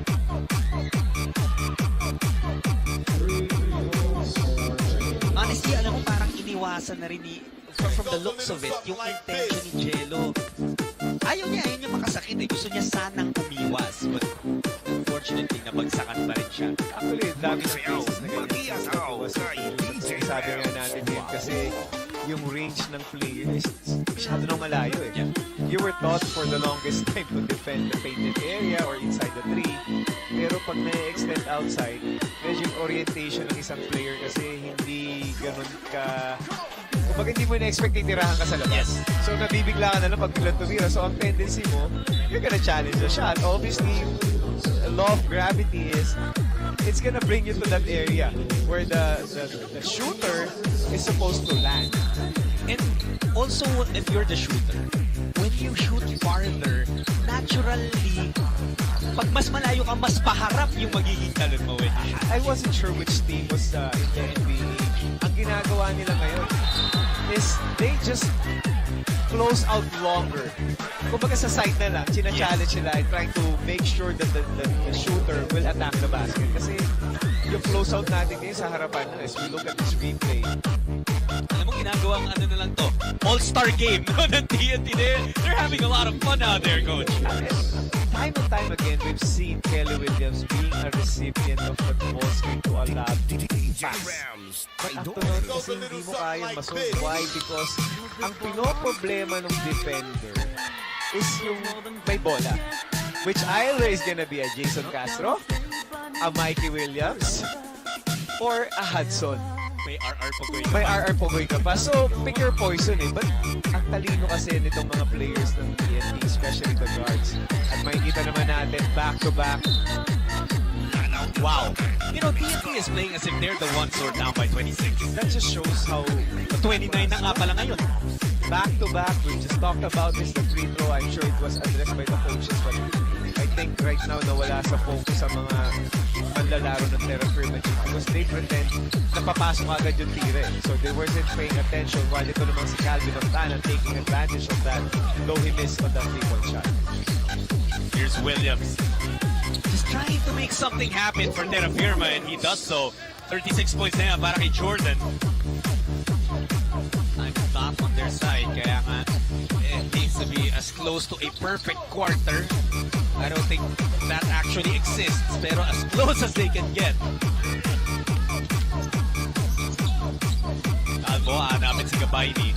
They try to free up Jordan again. Joseph, nice turnaround hook, kahilig with the board. I thought he had an attempt already with the basket. They go to Wami, one-hander, no good pa rin. It's been a backbreaker of a game for Wami Tiongson coming off such a strong performance. He's 5 of 17 out of the field. Wami might have been surprised that he was so wide open. Nag-expect siya kasi that every time he has the basketball, he'll be challenged. Sometimes yun dyan sa mga scorer. Mas gusto nila yung challenge shot because they've seen it a lot of times already. Kaya naman pag nabigla sila na they're so wide open nag-iiba yung trajectory ng kanilang tiras. We see now itong si Kib Montalvo. Lanao del Norte, Mix Club. Minsan kapag sobrang libre. Kadalasan din kasi, well, obviously sa shoot-around, libre ka naman lagi. Pero pag nagsiskills training ka sa ensayo, may bantay ka naman, may foam na pinabangga sa'yo. But that's one of the things that, since you mentioned that, meron kasing tendency minsan pag sinabi mo yung mga players na, shooting kayo, shooting. They do it na as if there's no defense. That's why we always remind them as coaches, game shots. Yeah. What does a game shot look like? There's gonna be a lot of pressure individually. Tapos may depensa. Especially for a Wami Chongson who's really a known scorer. Kaya kailangan pinapractice mo talaga dito is yung may pressure. Kasi nga naman your habit should really be good because Wami Chongson is really, he really needs to score. Not only itong si Jordan Williams, kailangan na contribution ni Wami. So far, nung first half, he was really solid, but now nawala yung contact production itong si Wami Chongson. He does have 15 points, pero hindi lang katulad ng impact. Oh! Nice backdoor lob from Calvo to Jordan Williams. What's good about the offense now of Terrafirma Dyip is hindi na primary ball handler itong si Williams. Now he's playing off the weak side. That's why he's getting a lot of opportunities. Kasi nga naman, he knows how to read the defense that was given to him. Sayang yung put back ni Bogdana. There was a whistle before that, so hindi yung makakount. Up pass mula kay Calvo. And Jordan Williams knew just what to do with that basket. Again, itong offensive TNT has a big target dito kay Wami Chongson because earlier, when Wami was guarding itong si RR Panoy, they were hitting targets. We see now, na itong si Wami naman ang binabantayan si Mikey Williams. Guess what TNT did? They attack Wami on defense. Mikey Williams, the local scorer netong TNT with 20 points. It says that way after that miss. Pero yung mga katulong niya, may pag-uwi ka pa, may 16.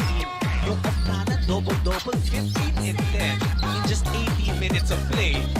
Ito naman sa Terrafirma, Capson gets that pass from Williams. That was a good read coming off the double itong si Jordan Williams finding Capson, finally scoring off of that pass kasi ang daming opportunities dito sa Terrafirma Dyip na sayang kasi pinasa nga ni Williams but yung mga teammates niya naman was able to connect. May 5 assists na rin si Jordan. About Mikey. Oh, he stays hot. And as he's shown here in this conference, the fourth quarter belongs to him. That's gonna be a good ploy if you're coach Jojo Lastimosa because ang dami mo kasi na pwedeng maging scoring option as we see now itong si Hudson pasundot-sundot yung scoring at nakapagpahinga. Ito siya ngayon. I think he might be ready to attack again. There's that little Hesse. Finish doesn't work. And Terrafirma with another chance. Montalvo will give up that foul. Here we go again. Ito yung nakita natin kanina with Mikey Williams. Ang hirap basahin ng dalawa. Hits that. Tapos yung tira niya pa, parang leaning na medyo fade away. It's just tough to defend. That man has 22 points. TNT leads 111-83. Timeout brought to you by Honda, the official motorcycle of the PBA.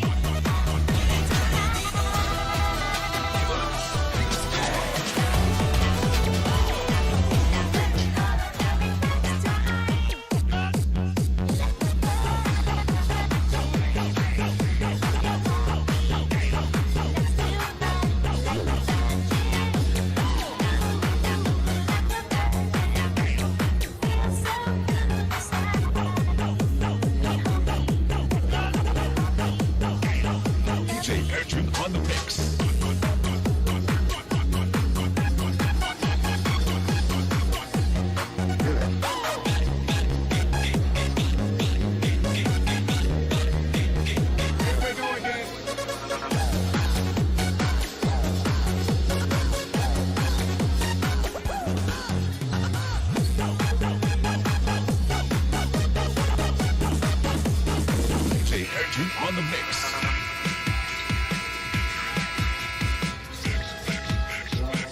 These are the next 3 games of the TNT Tropang Giga. Blackwater, Meralco at San Miguel yung mga kalaban nila.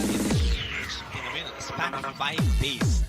Tatlong laro ang lalaroin ng TNT. How difficult was that for you when you were head coach of Phoenix? Tapos may mga stretches na gano'n dikit-dikit ang laro I guess as much as there's a lot of games to be played, you want to focus on what's in front of you.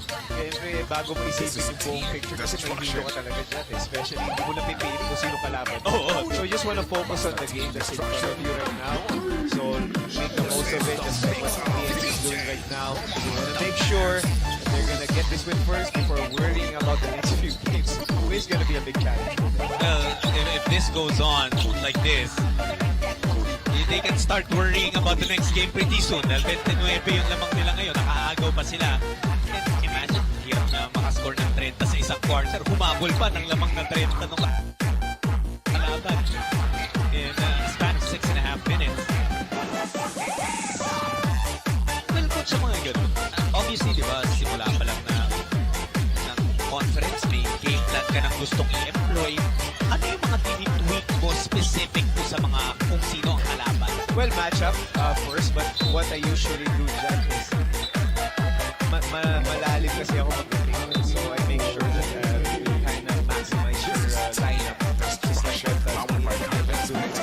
Just like that. Coach Jojo Lastimos is trying to go deep into his lineup because that's gonna give everybody a chance to play. That's one. And also, hindi mo na uubos yung minuto ng yung mga star players. So pagdating ng playoffs, obviously, you're looking at way past the eliminations. You wanna go to the finals, obviously, that's why it's gonna be hard. Kaya kailangan you always have the freshness.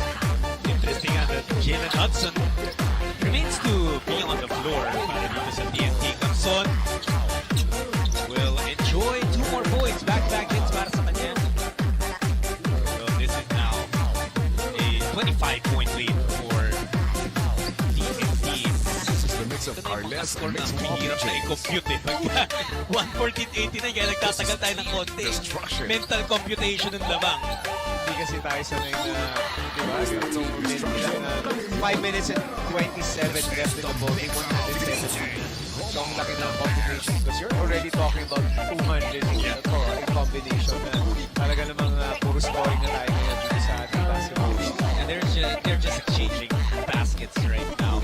Now, the early goings of this game, sabi nga natin, yung Terrafirma lumalaban, dumidikit pa. Ano yung nag-iba, coach? What was the turning point kung saan nakalayo ang team? If TNT is, yung na-maintain nila yung kanilang intensity to a 100% level all throughout the ball game. When ito namang Terrafirma Dyip, we were talking about the depth of the lineup. Malalim ang lineup nitong TNT na hindi lang able but also players that could score and could also defend. Well, it's turning into a shootout. And as early as now, we can really say that TNT will have this in the bag. Pero yung 3-point shooting, it's been a big factor.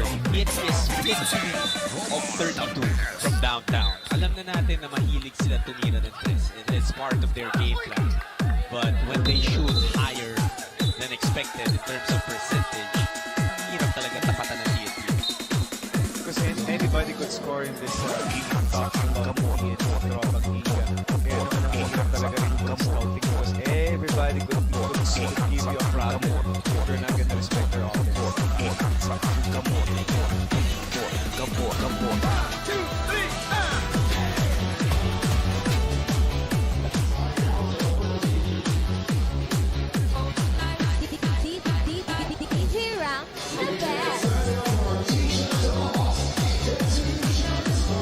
Makakadagdag yun sa kanyang arsenal. Yeah. But would you be bothered about a guy who's conscious na assist na sana yun? Kasi yung points, minsan nakakasira sa flow. Pero paano kung assist conscious ang player ko? I would say that's a good sign. Kasi nga naman, you could easily score that basket if you want. Pero you wanna get everybody involved. Kaya hindi mo rin maano yung ganong klaseng frustration sa basket franchise. That's a good sign na he cares about his team. Well, Converge will be in action in just a little bit. Once we wrap this thing up, Converge Converge, kakalabanin naman nila yung undefeated at leader na San Miguel Bears. That should be a great matchup too. Mabaran niyo po yan dito pa rin sa TV5 at 1 Sports. But TNT, they might end up with the highest scoring or highest team output dito sa Governor's Cup. I believe it's currently at 130 at Converge ang may hawak doon. But now 127 with 2 and 34 remaining. This has just been an insane scoring game para sa tropa. And you would see the bench of TNT celebrating every basket because eto nga, nakikita na natin yung pagbabalik ni CB3. CB3 na ba siya ngayon? We know that he's a specialist. Lolino will get that rolling. Sa mga pinasok ni Coach Jojo Lastimosa, ang hindi na lang nakakascore si MGR tsaka itong bagong pasok na si Raymar Capuno who actually was elevated from their TNT 3x3 team. Talking about Acuna and si MGR, with the way TNT's been playing, I guarantee you with 2 minutes and 23 seconds left, they would look for those players. Yeah. To have an opportunity. Varilla pala, hindi pa rin nakakabasket. But you know what Varilla could do? After Yeah. the game against Converge, he's really been establishing himself as a good defender para sa team ng TNT. I believe they will be looking really for a Mujo. Puno gets called for a 3-second violation. Sabi niya hindi ba sila, pasa mo kasi sa akin. Napagalitan si Dave doon. But alam naman natin si Dave, he was apologetic kasi nga naman bihira na tong opportunity na makikita. And I like it with Acuna because he's telling his teammates that I'm there. You know, I'm ready if you're gonna pass me the ball. So magandang sign ito para sa player ni Coach Jojo Lastimosa na si Acuna. And with this is an organization that has prided itself at being so professional. So mapabata ka, mapamatanda ka on this team, as long as you're looking out for the better of the organization, of the unit, okay na. That's a testament of the championships that they won, the championships that they played, the players that they have produced throughout the years. Nakikita natin sa bench nitong TNT, nandun pa si Rani Dado Campo was really one of the cornerstones of TNT. Imagine, medyo kulang pa ka rin itong TNT. In this game, they did not have the services of JP Eran who had yet to play a game in this Governor's Cup. Pati si JD Tongkab was not available for them. And Tongkab is actually someone who has started a couple of times for Coach Jojo Lastimosa. Looking about the bench and the players that hasn't played, nakita rin natin dito sa bench ng Terrafirma si Isaac Cook, who hasn't really seen action for a while and still recovering from his ACL injury. Looking forward to see Ghost too. Talking about Terrafirma though, tulad na sabi mo kanina, nakikita na natin ang kaya nitong team na to eh. They were able to take down a formidable squad in Meralco, dinalo na nila yung Blackwater.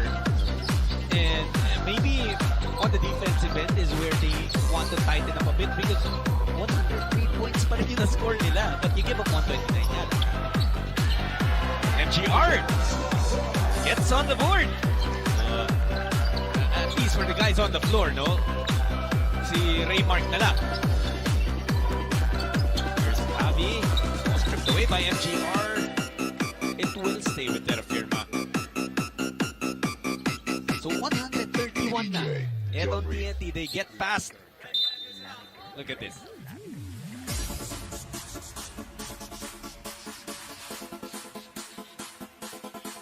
Free throw left-handed. Yes. But for him to make a jump shot, take a jump shot and make it. Tsaka he stepped into that jumper. And he shoot it with a lot of confidence. Wow. So are we gonna see a lot of those lefties? Left-handed yung pinampasa niya doon pero nagkitis yung tira ni Dave. You can really see TNT now starting to rejoice. They can smell the taste. They smell victory now. And that will be made official in 49.8 seconds. Akuno, masyado malakas yung tira niya. Terrafirma, unfortunately, will be back to the drawing board, but they are still piling up the points here late in this game. With 37 seconds left, I guarantee you they're still gonna look for Acunio to get a basket because everybody on the bench of TNT's been egging Acunio to take that shot. Ito na naman siya, one-hander, masyado pa rin malakas. You can tell na medyo may onting tightness, probably his excitement coming into play.